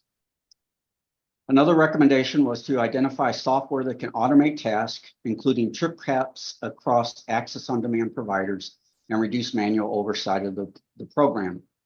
We have many opportunities to automate and streamline processes. As an example, Access on Demand users are limited to a certain number of trips per month. Access on Demand users are not constrained to one service provider, so they could take 15 trips on one service provider, 3 on another, and 2 on yet another provider. Because the Access on Demand service providers do not talk to each other, staff has to manually track trip usage to ensure users are not exceeding monthly trip caps. Developing an interface for our Access on Demand users to book trips through would give customers the ability to see the cost and availability of trips and services available to their needs, but this would automatically track total trip usage for staff. One final area that the panel recommended within the report was to review contractor management processes and requirements to improve service and streamline operations. The panel recommended that RTD look for opportunities to improve RTD and contractor collaboration, with a particular emphasis on improving contract management, streamlining processes, and create greater customer satisfaction. The full report goes into much greater detail, but these are the primary focus of the panel's recommendations. Again, I want to reinforce these are recommended actions for consideration. At this time, I'd like to invite my peer, Stuart Summers, to address where we go from here with regard to the peer report. Thank you, Fred. Good evening. As introduced, I'm Stuart Summers, Chief Communications and Engagement Officer. I want to take you through the customer and stakeholder engagement process and plan that we have put together. First and foremost, RTD has put together an outreach plan to directly engage with registered paratransit customers. We want to hear directly from those individuals, members of our community, who utilize these services. As part of this, we will be organizing in-person and virtual feedback meetings. Those are in the process of being scheduled and will occur over the next 6 weeks. We also are planning to launch a statistically valid survey to directly garner feedback from those registered customers of the services. So the survey will be representative of RTD's paratransit customers, and a tool has been added to RTD's webpage for all customers and members of the community to ask questions, share comments, and provide feedback to RTD. All information received from both the survey as well as during meetings and that online form will be shared with the board in November. We also last week put together an industry survey that was disseminated to other transit agencies to garner their feedback about their paratransit services, to understand how other individuals have their programs structured and put together. The peer review webpage has already garnered more than 1,600 views. GM CEO Johnson mentioned this, that the page launched earlier this week. So more than 1,600 views to date. The final report that is available on that webpage has been downloaded 544 times since Monday. And additionally, we sent an email to 10,315 paratransit customers, inviting them to visit the webpage, read about the recommendations, and download a copy of the peer review. That mass email has been opened by 4,500 customers approximately, for about a 49% open rate. And then earlier today, a pre-recorded message was sent out to approximately 5,000 eligible customers using RTD's interactive voice response system, also known as IVR. And that pre-recorded message was a truncated version of the email that we sent on Monday. We are putting together a toolkit that we will share out with the community that will have frequently asked questions, sample newsletter content, presentation materials that we're hoping individuals can help us to share out with their communities. And then yesterday, staff provided a presentation to the Access-a-Ride Paratransit Advisory Committee. We heard about that during the public comment period, where we answered questions, took notes about concerns, and listened to feedback from members of the committee. Additional presentations will be provided to RTD's other 2 customer advisory committees in the coming month. Next slide, please, Fred. So here's just a high-level overview of the timeline. I mentioned what's already underway. We're in the process of individually reviewing each of these recommendations, soliciting feedback, and then later this month, we will launch that survey. That survey will go through the end of September into the early part of October. In October, we will close those feedback surveys, compile all of the information that we receive, and then we'll start to develop those final policy recommendations for the board's consideration.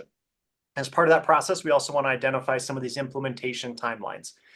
In November, all of the feedback that we receive as part of this engagement process will be put together and shared with the board. And then any policy-related recommendations will be taken to the board for their consideration. And then finally, starting in December, and then working our way through mid-2025, that's where anything that's adopted, we will start to put in those modifications, implement those major operational adjustments as part of the May 2025 service changes. And with that, we will answer any questions. Thanks. Thank you to all 3 of you for the overview and the presentation. I'm sure we will have a number of questions, starting with Director Jamie Lewis. The floor is yours. Thank you, Mr. Chair. As you guys know, I had Jack Kroll, our executive manager of the board, send my comments out for the sake of time. There was like 9 points, and some of them obviously are going to have to be vetted through this process in the next 3 months. But there was one issue that kind of sticks out by itself, and I just want to remind everybody that, back in January, we started getting testimony about this multi-ride option, and for like over 8 months, we had well over 100 public comments on that. I personally don't see the fiscal impact It was a contractor initiated benefit, and the multi-ride was very useful to our community, including getting people's kids to school and making life a lot easier. So I kind of wish we pull that out and address that sooner than later. I think waiting another 3 months is just not addressing the issue. So if staff could look at that, I'd really appreciate it. Director Lewis, thank you for the comment. Any staff comments? We can move along. I would just, if I may, Mr. Chair. Please. Director Lewis, thank you very kindly for your comments. We hear you loudly and clearly, recognizing the impetus behind the paratransit, i.e. ADA and the supplemental premium services, to look at them holistically. We want to ensure that we're garnering feedback and not rushing to judgment about certain elements as we go forward, and really want to get feedback directly from those that are impacted. And I just wanted to share that as we go forward. Thank you. Thank you, General Manager, CEO. Anything further, Director Lewis? Yeah, I don't want to get in an argument, but you know, we had well over 100 people attend that use the system. So to say that we need more input on people who use the system seems to be not listening to those who are coming and testifying. Again, I'm not sure why we're waiting. If staff has concerns about the multiple ride, then they need to present that sooner than later. And I'll just leave it at that. Thank you. Thank you, sir. Director Rosenthal, the floor is yours. Thank you, sir. And thank you everyone for that presentation, for all your work. To build on Director Lewis, and I appreciate the extensive outreach, not just by one form of communication, but multiple forms of communication with the community, and that there is planned other communication as well to the broader community. And so the folks who did, testify, submit comments, etc., is that a group of folks perhaps that we might cultivate more of a relationship with, to do outbound calls, send them emails, give them updates, let them know specifically about this report, perhaps maybe they have or have not heard about it?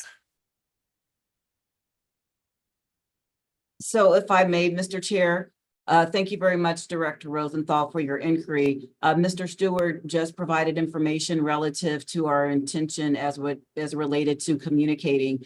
And those individuals that received the email, it was in excess of 5,000 registered paratransit customers or access. We use paratransit Access-a-Ride as well as Access on Demand. And so we have been intentional in communicating with those individuals.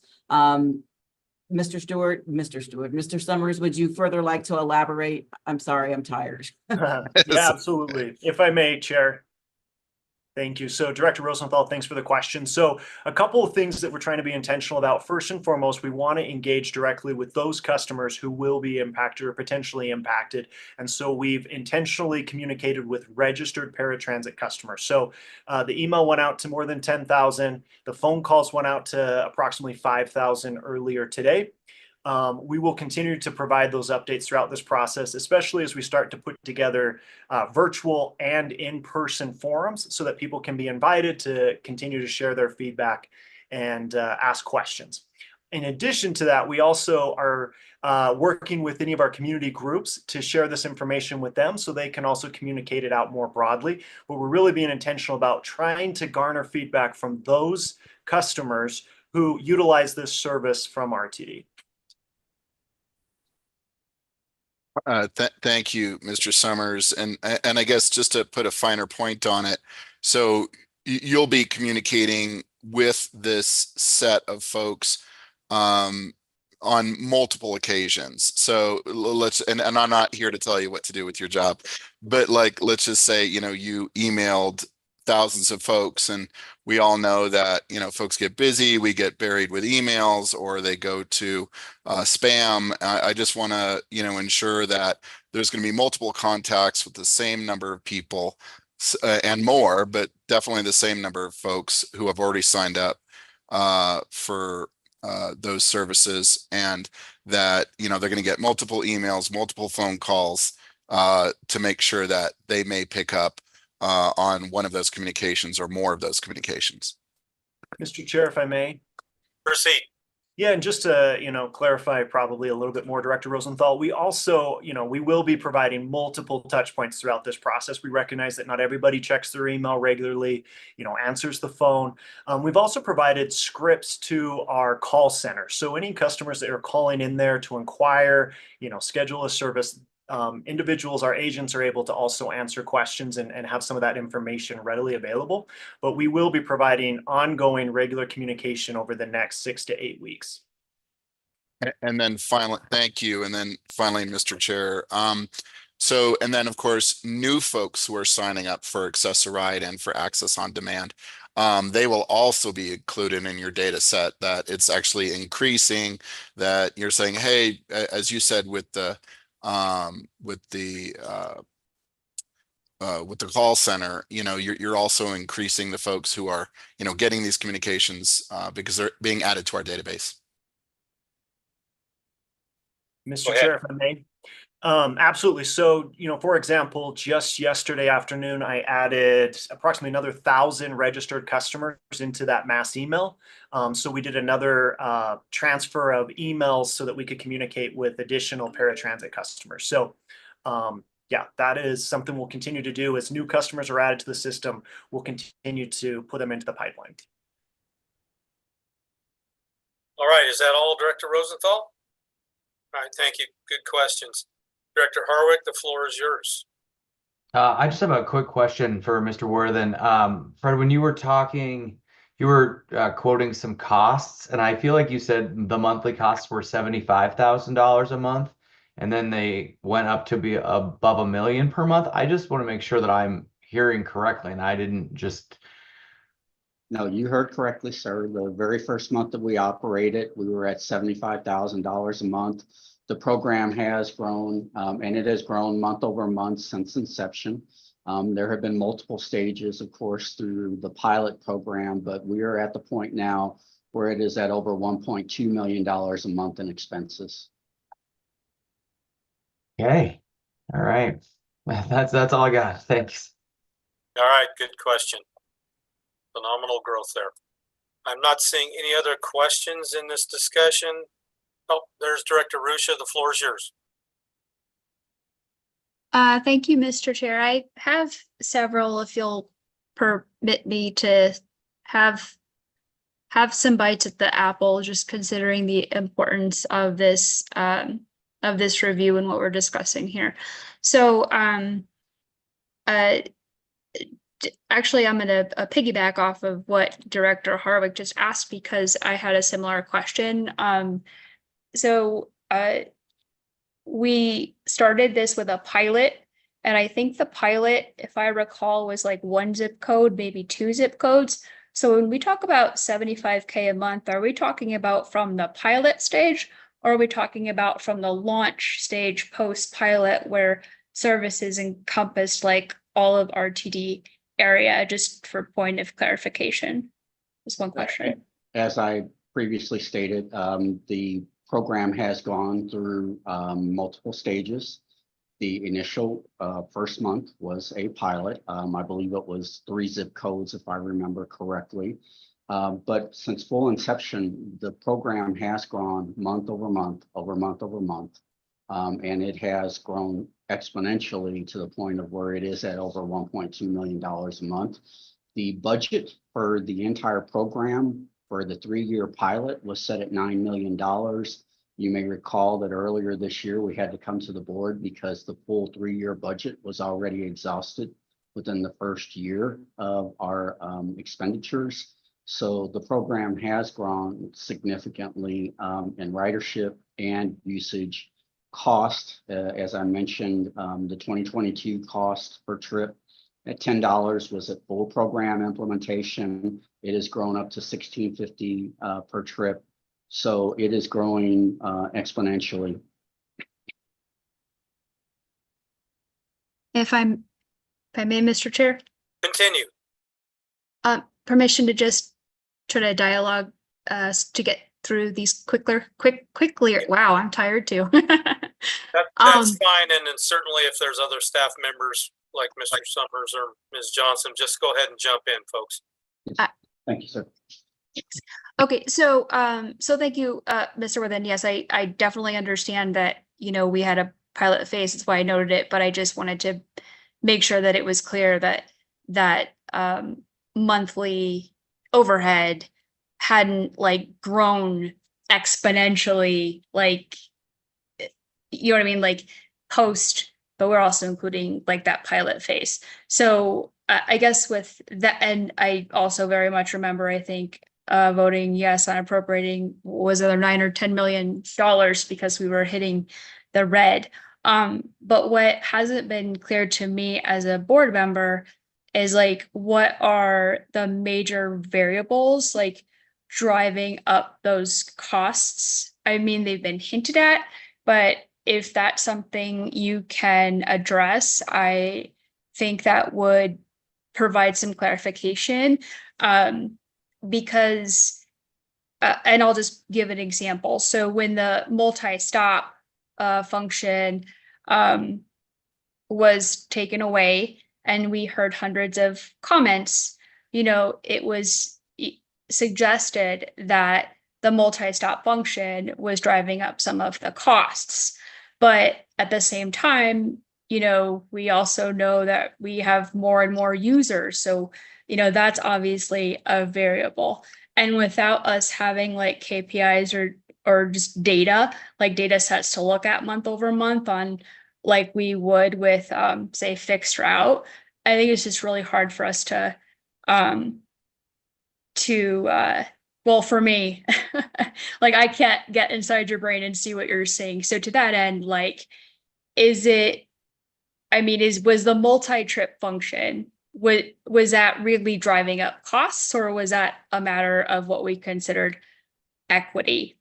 I think that's one. I think that should. So I'll answer your question of multi-phases. First off, when it comes to multi-stop, cost is a piece of the factor, but the equity is another piece of the factor with multi-stop. It is not a service that is available by all of our providers, and it is also not a service that is available to all of our clients. So we do have to ensure that we are equitable and we don't create disparate treatment. So that is a consideration that we have to look at going forward with regard to multi-stop. With regard to cost, though, when I talked a little earlier about a lot of the differences in the access on demand versus Access-a-Ride, there are a lot of things that are contributing to cost to drivers. First and foremost, there is no fare associated with access on demand until somebody hits the $25 cap, whereas an Access-a-Ride user has to pay, I believe, $4.75. So the lack of a fare, for one, makes the service very attractive. Ridership has grown significantly, and there is also a $25 cap. People have learned how to use that cap as effectively as possible. So they are not only taking more trips, they're also taking longer trips. So the cost per trip has gone up as well. A third issue, I don't want to say issue, a third driver is the fact that Access-a-Ride is limited to 3/4 of a mile within a fixed route service area, where access on demand is available throughout the entire service area. So we do have, I'd have to go back and check the numbers, but we do have roughly 6% of the trips are beyond the ADA mandated corridor itself. So that also creates a new market for ridership because they are able to gain services where a normal Access-a-Ride user cannot, which is another reason why when we look at where we're delivering these services, we have to consider disparate treatment.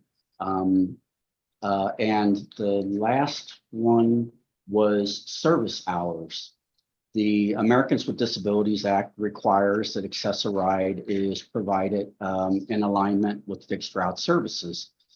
So Access-a-Ride starts and stops basically at the same time that our fixed route services do. Access on demand is 24/7. So people have access to a service outside of our service areas. So in a nutshell, it's not just the cost per trip. It's not just the lack of fare.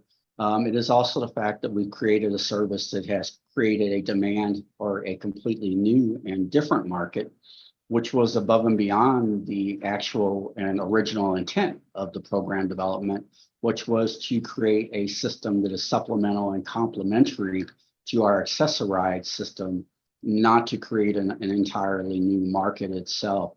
So those are some of the big factors that have been driving cost themselves.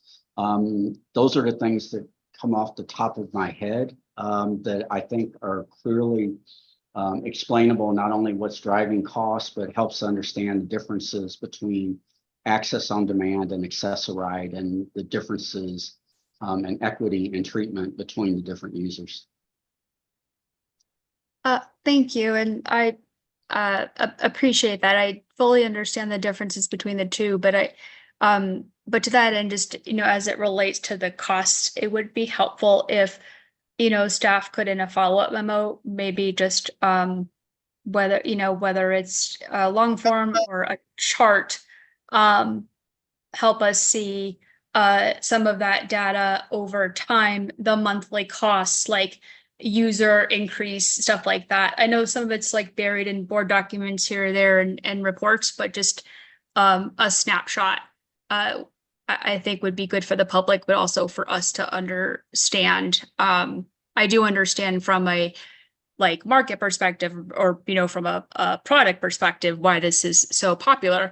But to that end, I would note, we, as I think Mr. Worthen just sort of stated, the stated purpose of this program originally, was, we were told, the community was told, that it would reduce some of the stress on Access-a-Ride, and also we would have cost savings, and that Access-a-Ride would improve. We gave users a subsidy to use the premium paratransit, and then increase that subsidy. And so, just as I think we are aware, we didn't see the cost savings in either program, but also we didn't see operational efficiencies in Access-a-Ride as well. So we might have, created something with good intentions, and I understand, the need to do maybe some organizational policy work. But if I may, if I may to respond to you, and I think this will help put things in perspective. And I do have the types of numbers that you're talking about. And to be perfectly honest, we will be using qualitative and quantitative data to make final policy decisions. And of course, the type of information you're asking for is the type of things that we'll be considering when we make final policy recommendations. But for example, in March of 2023, when we were at full-blown implementation of the Access on Demand service, we had all 4 service providers. We had 26,210 trips. As of July of 2024, we have grown to 55,000 trips. So the service has more than doubled in about a year's time. So I think that helps put things in perspective. As we move forward, though, with policy recommendations, the type of information that you're asking for will be things not only we consider, but we will be providing.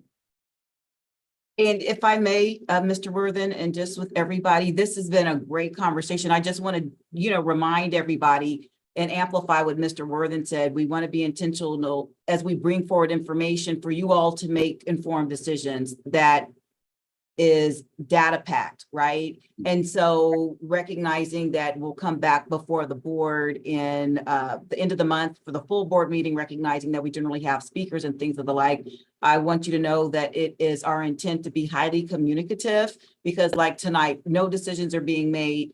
This is to ensure that you had an opportunity, as you could clearly see our intentions as we go forward, because this is a sensitive topic and we recognize that. Hence, that is why we took the path forward relative to having a peer review, recognizing the premium supplemental paratransit services are relatively new. They became more frequently utilized on the heels of the pandemic, and there was not any basis for anything going forward. To your point, Director Arusha, when you said that it was stated that this was supposed to help alleviate, and what we learned through our colleagues in New York, same thing. Everybody was using it because it was convenient, but then again, there was some unintentional consequences whereby there is this disparate treatment leveraging private entities, i.e. transportation network companies that aren't accustomed to operating in this space. And so our intention is to ensure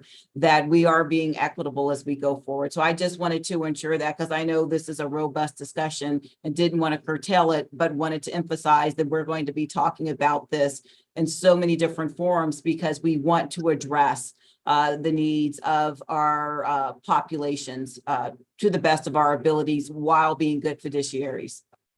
Thank you for that elaboration, Ms. Johnson. Oh, you're welcome. Director Arusha, if you've got one or two questions, otherwise I'm going to jump to Paul Rosenthal and then I'll come back to you. But why don't you continue? I think you're on a roll here. Thanks. So I appreciate that. And so I don't disagree that, you know, there is that the two programs are like, they're not equitable. I've said that on the record. I think March of last year that we had conversation about the availability of wave vehicles, you know, so even within on demand, there are inequities. But for me, again, just not having those numbers, I believe what staff is saying. It's just I think it's easier for the board to chew on when we can see them.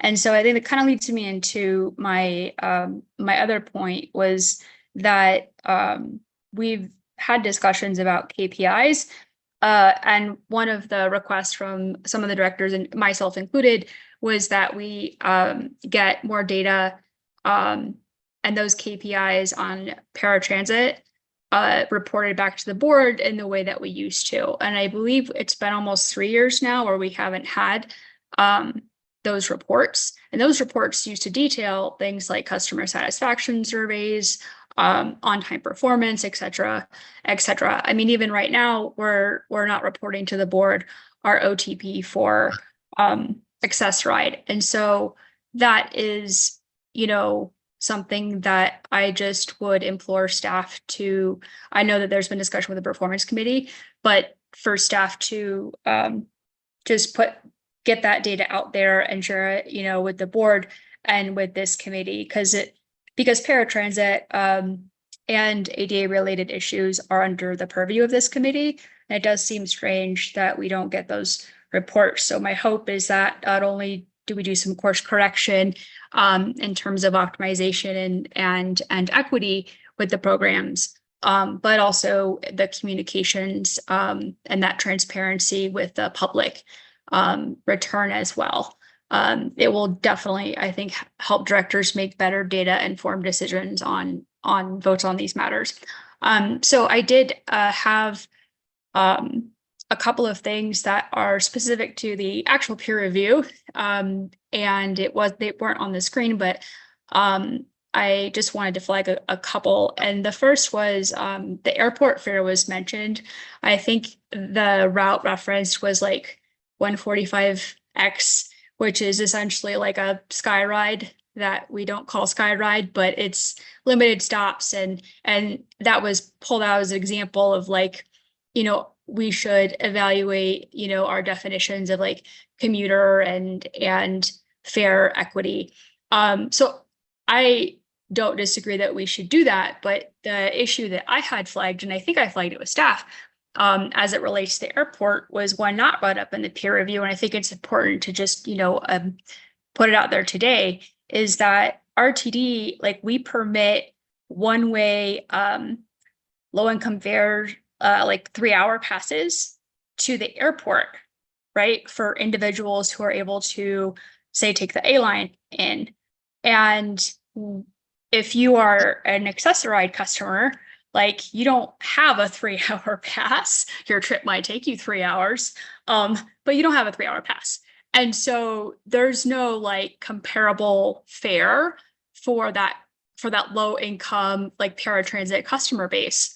And so I think that in the same spirit that we permitted Access-a-Ride users into our low income fares program, because it was, unjust and a potential ADA violation, I think this like similar like fare discrepancy, like with the airport, would just be a similar line of thought. So that's something that I just wanted to flag and put on the record.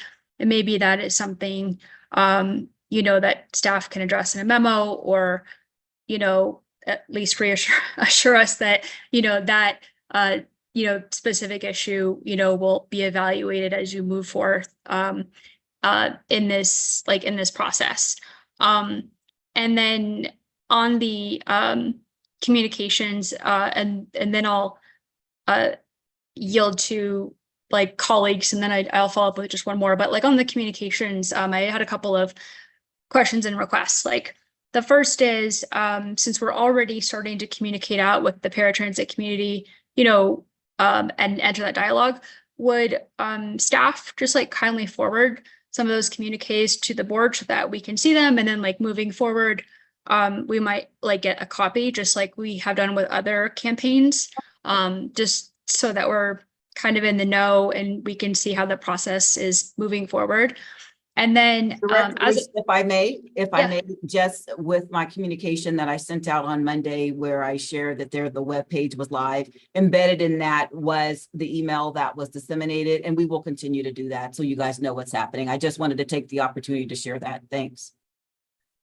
Thank you, Ms. Johnson. I did note that, and I wasn't sure if there'd been more, but just moving forward, I think that's a effective way to communicate with the board. And kind of keep us in the loop as staff goes through their process. And then a survey was mentioned, and it wasn't clear to me from Mr. Summers if it's already been written. It sounds like it's in the process of being written. And I'm looking at the transcript and not a screen, but I don't know if someone could like shake their heads yes or no, or popcorn. Director Ruscia, if I may. So there's 2 surveys. The first one is our industry partners, other transit agencies. That was sent out last week. We wanted to give additional time for some of our partners to be able to provide us information of how they have their paratransit services operationalized. So we're gathering feedback from our partners across the country. The customer survey is still in the development stage. We met this morning as the staff with a market research to put that together. We're still finalizing the questions. That survey will go out late this month. I think we're planning sometime around, I think the 25th-ish, but don't quote me on that. And it will be open until about the 2nd week of October. And it will be online and mailed to addresses. Thank you, Mr. Summers, for that clarification. Because my request, just food for thought, I think it would be useful I think it would be meaningful, I should say, if staff, before that survey is launched, also make sure that they engage with our advisory committees on the language of that survey, and perhaps even share it with the board as well, before it's completely buttoned up and we've hit send. I think that, particularly as we're talking about engaging with community members who are going to be affected, they also would have, they might have input on how that survey is constructed. And, as you well know, once the survey is out and, we've said what we said, we phrased it how we phrased it, we can't take it back or make other inferences. So I think that would be, I think it'd be really meaningful and appreciated if we did, run the traps on that one. And then there was a note about industry partners, and I'm really glad Mr. Summers just clarified what that meant, because I was thinking, I just interpreted that as community partners. And so will there be like a community partner like list or survey? And is that something, you know, that like if we don't have one, would staff be open to our existing partners and, you know, directors, you know, who have those connections, like help develop as we have with other communications endeavors? So if I could give an example, like, so I work for the state's largest employer of people with disabilities, and the majority of those individuals use Access-a-Ride, right? So we'd be considered like a community partner, or perhaps Laird and Hall, you know, who like one of their staff participated in the peer review, right? That'd be considered a community partner. And so I'm just wondering if we have that kind of list going, or how we incorporate that aspect into potential policy changes moving forward. Director Rusha, thanks for the suggestion. Fred and I will take that back to the project team, because I think that's some great input and feedback. The one thing we are encouraging anyone in the community is we have that form online that you can provide feedback, and we're really encouraging people to utilize that form. It's the best way to directly connect. We're going to just pull all of that feedback into the board report that we share in November with the board for some of that qualitative feedback in addition to the customer survey. But thanks for that feedback. We'll take that back to the project team. All right, Director Rusha, if I can, I'd like to shift it over to Director Rosenthal. If you still have some other questions, please put your hand up so I don't blow past you, okay? All right, Director Rosenthal.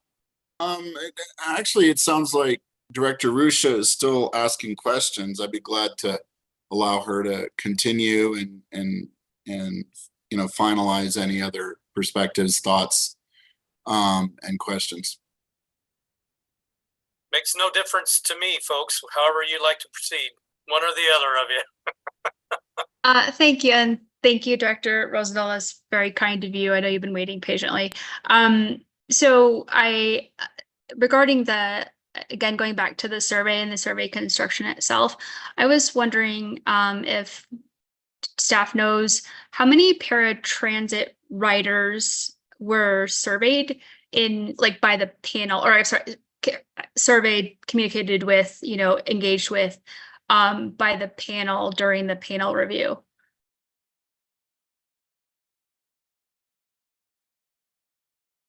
Director Rusha, in the document, the peer review itself, there is an appendix that includes who was coordinated with, and recognizing the intent of the peer review and the panelists being volunteers. It was the intent to leverage a couple of representatives going forward, with the understanding we're doing what we're doing now to engage with paratransit customers.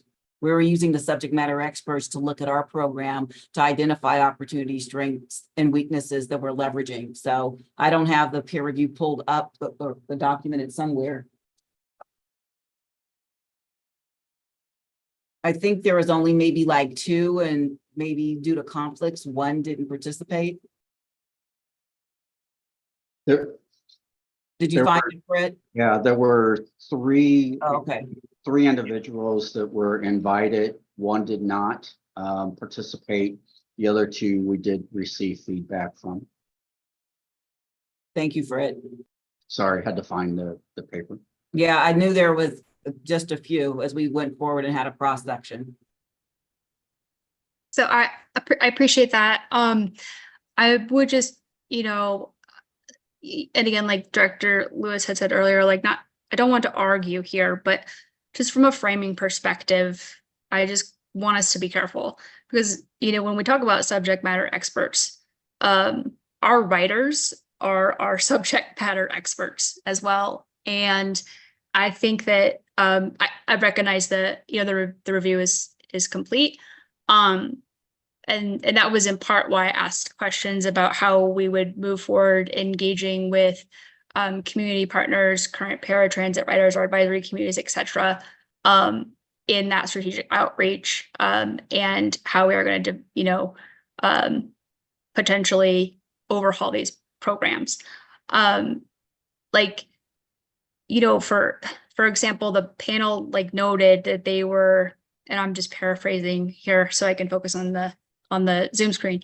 That, you know, like they were just like overall pleased, you know, with like vendor commitment to, there's a list of variables, but one was reliability.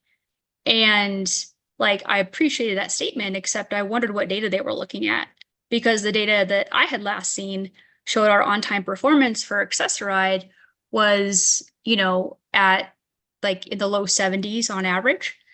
And I understand we might have had some improvements in the technology since, but like again, without having like those data sets that we used to get that came directly from our paratransit customers, like in terms of like customer service, we used to get reports. We don't get those now. And I just want to really, really stress that like our writers are subject matter experts. And I think that, you know, that peer review, like upon reflection, not that it was any poor intent, you know, could have been enhanced by having more of that perspective. Director, so if I may, and I want to thank you very much for your comment.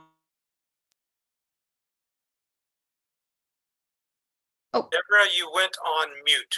Sorry, thank you very kindly. I appreciate it. I just got a couple of pop-ups with people telling me that. So Director Ruscia, I wanted to say thank you very much. Couple of things that I just wanted to note. Hear you loudly and clearly as it relates to paratransit, you know, metrics. I do want to share just on Monday, and this was in the packet that went out for the performance committee, there are information related to our paratransit survey that was just conducted. And I'm looking at my other screen because as it relates to Access-a-Ride in comparison to 2023, we went up 80% of Access-a-Ride customers that were surveyed, their overall satisfaction is at 80%. And Access on Demand is at 86%. So I just wanted to qualify that because that was top of mind for me, recognizing this information was just shared on Monday with the performance committee. And then more specifically, as we talk about peer reviews, the American Public Transportation Association does peer reviews.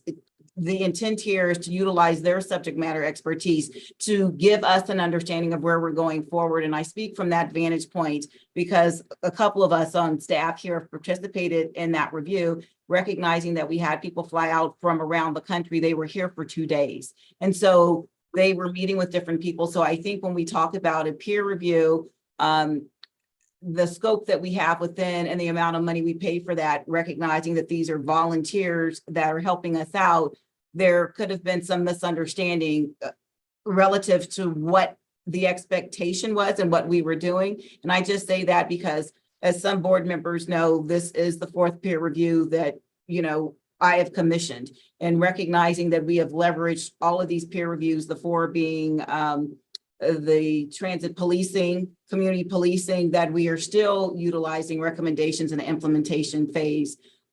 Secondly, the audit function, case in point, that's how we got to the outsourcing of the internal audit committee. So I was just providing that context to manage expectations relative to what it is that we're doing and how we took iterative steps and how we are going to engage the community. Thank you. I see Fred Worthen's hand up. Did you have some other input on that question? Yes, I would like to comment very briefly on this, and I try not to go too far down into weeds, but when we prepare for our peer review, before the peer panel actually arrives on property, they go through a significant amount of information. They look at policies, they look at procedures, they look at data sets, and interview panel, the individuals that are interviewed are not strictly driven by RTD. After the subject matter experts review the data and the information, and they look at the scope of work, one of the things they do is develop a list of subject matter experts that they want to interview where they have questions, concerns, or they want to have a better understanding. So we are very limited. We only had 2 days that the peer review panel could conduct interviews. And those panelists were interviewing people almost, they were pretty much every hour on the hour for 2 full days back to back. I don't want this to be given the impression that they strictly went on staff's word of mouth.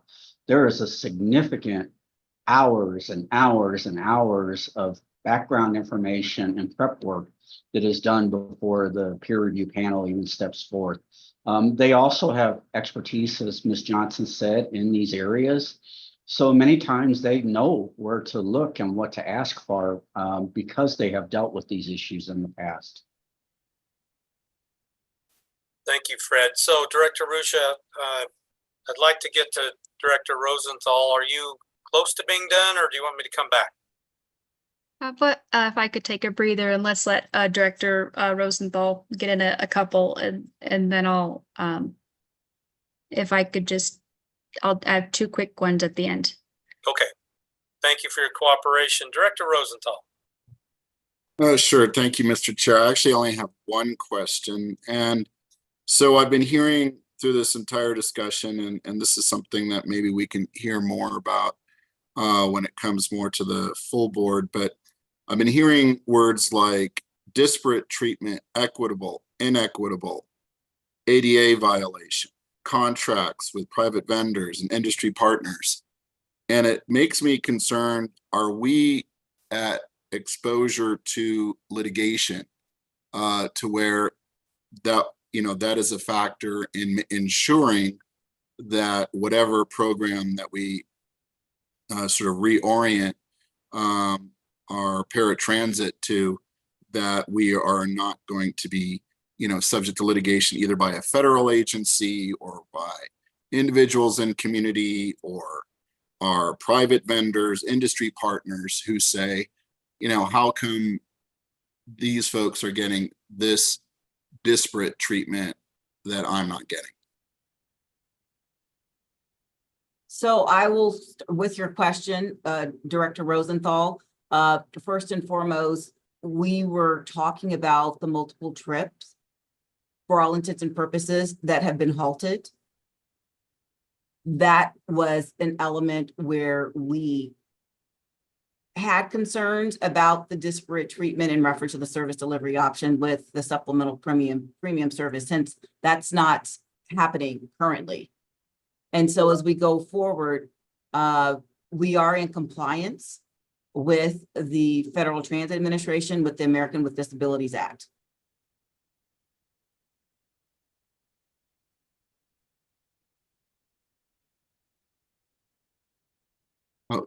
Thank you, Madam Did that answer your question?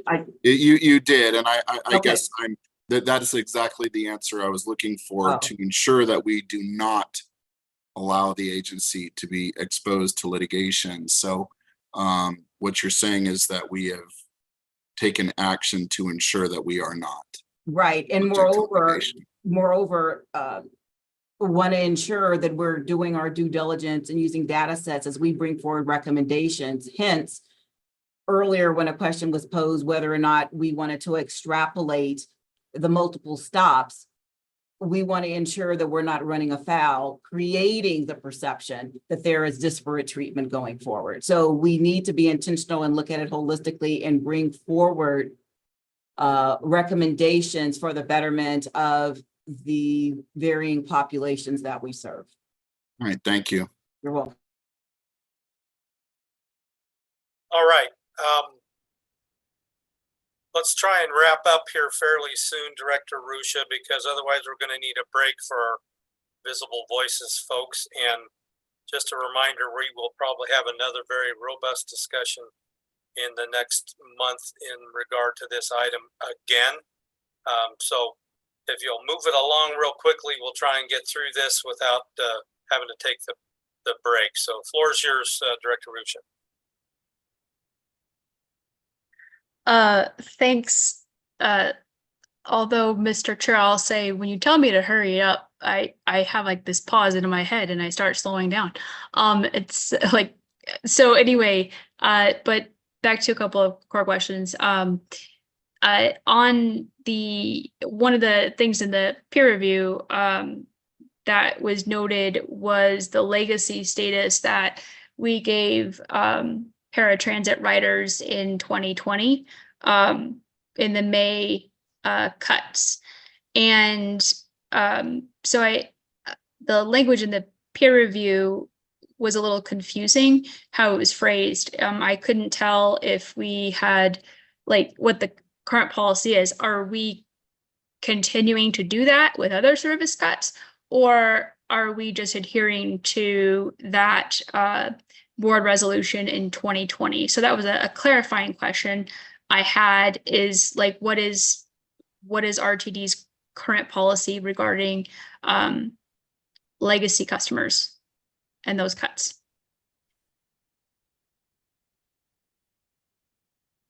So I can speak to that.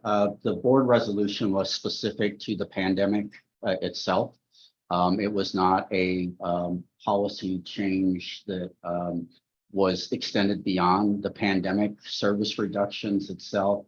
There has only been one other time that I am aware of, and it was similar situation when there were severe service changes due to an economic downturn. There was a legacy status provided to customers at that point. Those are the only two groups that I am aware of that have ever been provided legacy status. And no, we do not provide legacy status to other cuts beyond those two that I've mentioned that I've known of.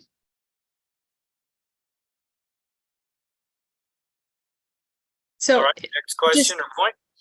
I just want to clarify, because I think I'm understanding what you're saying is that group of customers is the only that's the only legacy group that we have right now. Because is that what is it because the resolution that the board passed, if I could, sir, does not specify a duration. It's specific to those cuts. And that's a matter of board record, public record, and it's in the transcript in the meeting minutes. So I wanted to make sure that I understood you correctly, that there is a undefined number of paratransit customers who have legacy status because of the severe cuts that we made in 2020, like particularly in some of like our suburban areas. And I know like Broomfield, for example, was hit hard, that do have paratransit service because that resolution has not been rescinded. That is correct. That resolution, we have not.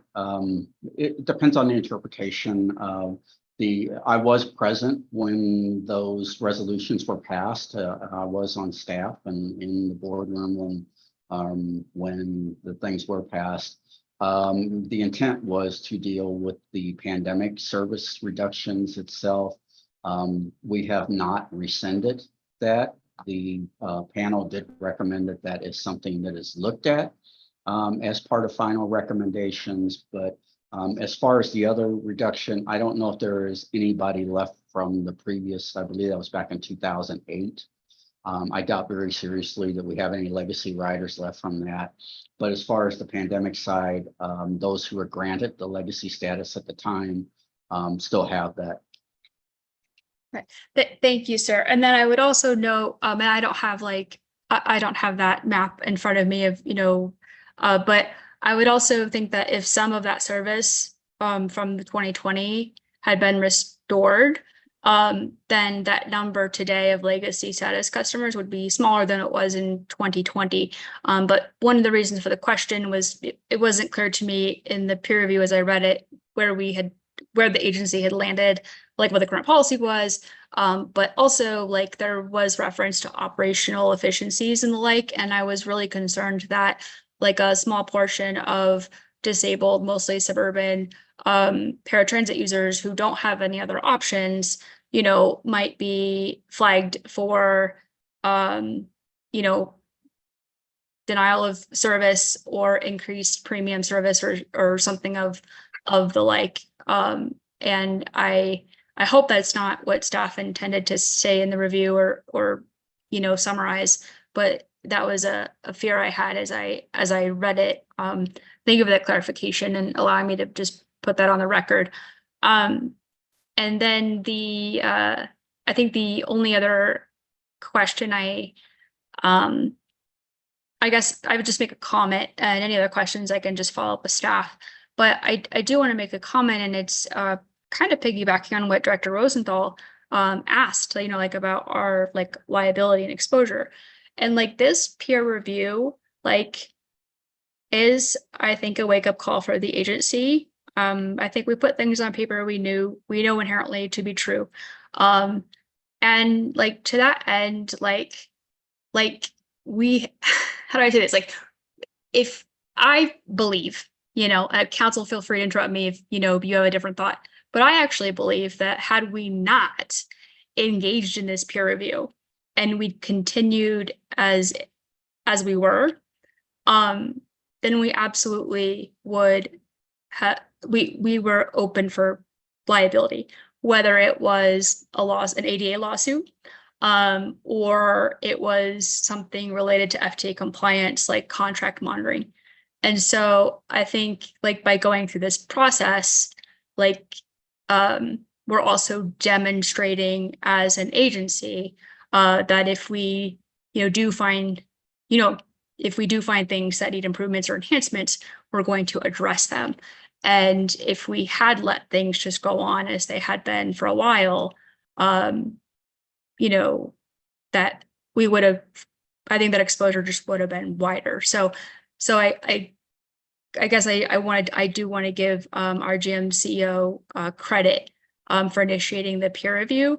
And I know the scope was kind of broad, but it did highlight some things. And I think it's an opportunity for us to do some course correction, but just improve services across the board, and our relationships, like just within the community. Like overall, like this is not going to be easy, and this is a lot of work for staff, but this could, in my mind, potentially be like one of the most significant undertakings the agency has done in years for the benefit of our customers. So I just want to make sure after some of the tougher conversations earlier in that line of questioning that I did say that on the record, my appreciation for the review and for the work that staff is doing. Thank you. All right. Thank you very much. I don't see any other raised hands. Great discussion, and we certainly will continue into next month on this matter.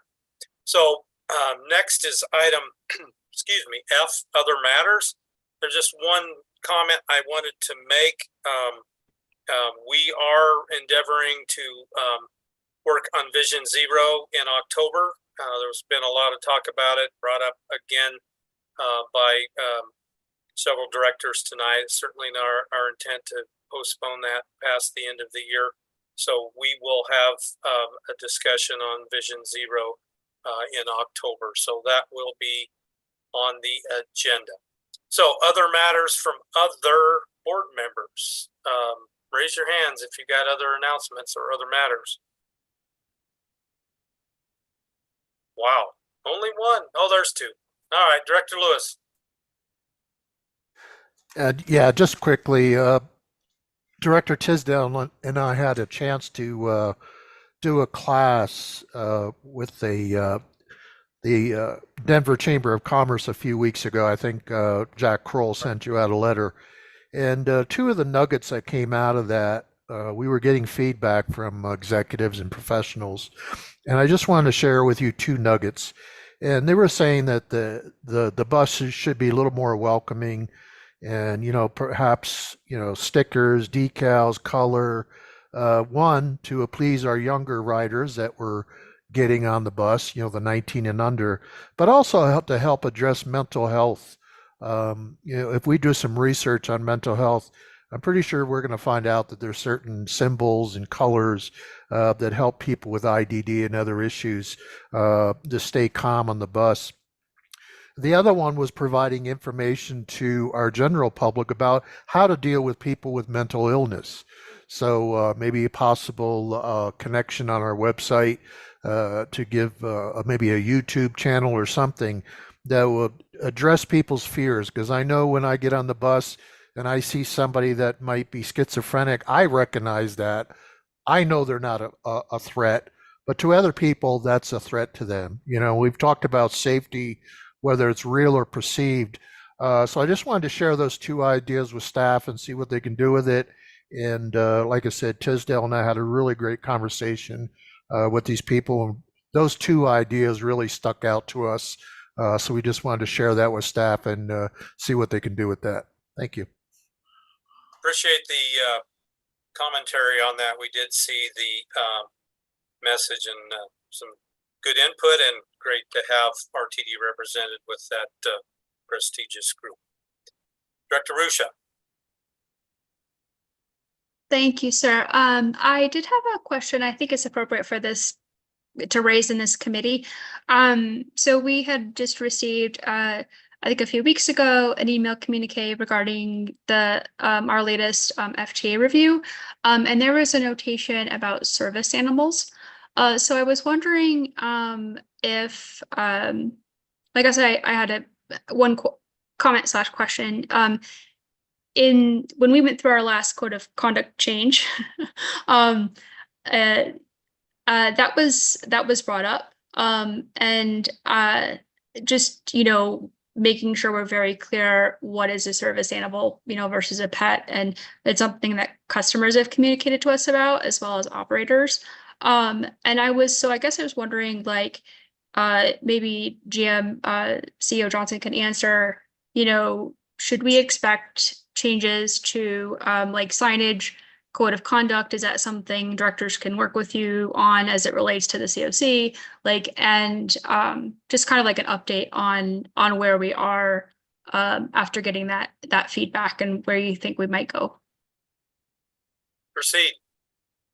Thank you very much, Mr. Chair. As it relates to the FTA triennial review and the finding, it basically delved with having information that hadn't been updated, and that was in process as we go forward. So I do recognize the point you're raising, which is different from the triennial review finding. You're talking about individuals that may have comfort animals that aren't necessarily deemed as service animals as we go forward, and individuals that are purporting otherwise. And as it relates to the customer code of conduct, trying to mitigate potential altercations with an operator in reference to questioning as we go forward. Generally, and Fred could probably speak to this, but we instruct our operators to do, it's more or less, they may cite what the issue is, cite what the regulation is, but going forward, we don't want to put them in harm's way, because there could be very clearly a service animal, animal that's deemed as a service animal, but we could circle back. Fred, do you have anything further to add on that?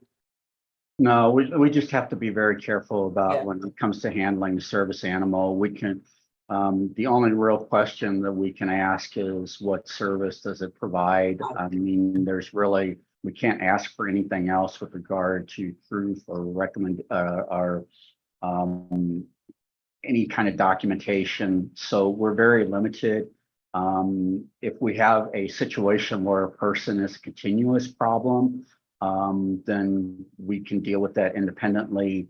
Also, if an animal is a danger to others, we can handle it. But otherwise, we're pretty restricted on what we can and can't do when it comes to service animals. If I might just clarify, and then we can follow up via email. So I'm aware of what we can and can't ask when we don't require like IDs and stuff. But I'm sure you would remember Mr. Worthen and Ms. Johnson. I strongly encourage you to Google it, just if you but it wouldn't surprise you.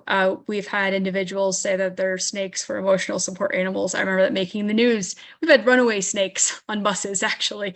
And that's not just RTD lore, like it's happened. And so we do have so when we talk about a service animal, we are specifically, I mean, unless the FTA definition is different, we're talking about different than I recall. We're talking about a dog, possibly a mini horse.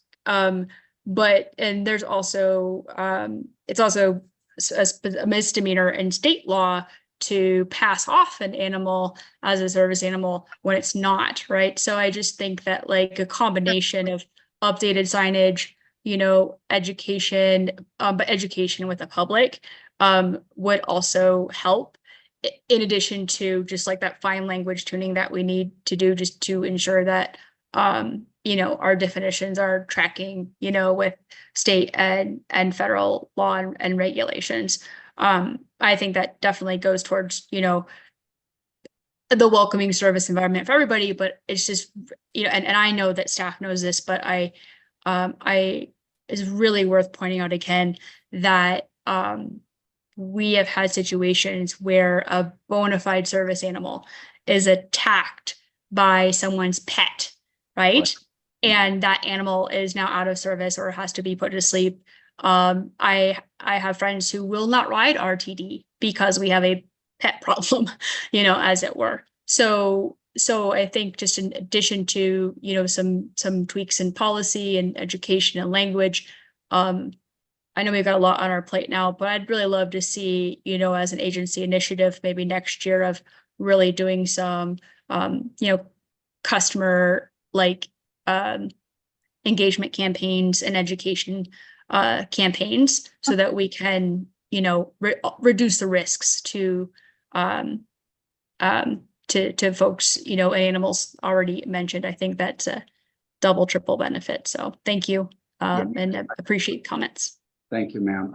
Yes, we did actually do a pretty extensive outreach about a year and a half ago on this particular topic. I'd have to go back and refresh my memory. One of the problems we do have is the Department of Justice definition of a service animal differs from FTA. So there are a lot of misconceptions about, like you say, what a service animal is. An emotional support animal is not. So you're correct. So I hear what you're saying. Public outreach will put that on the work plan. All right. Thank you. I really appreciate comment. All right. Thank you all. Any other matters from other directors?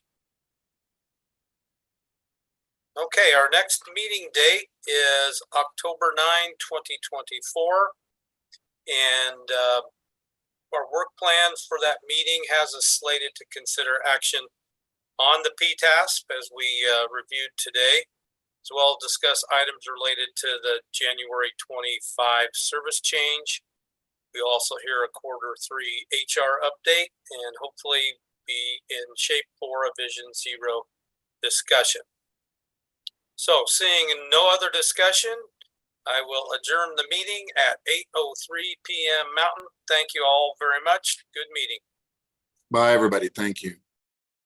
Thank you so much.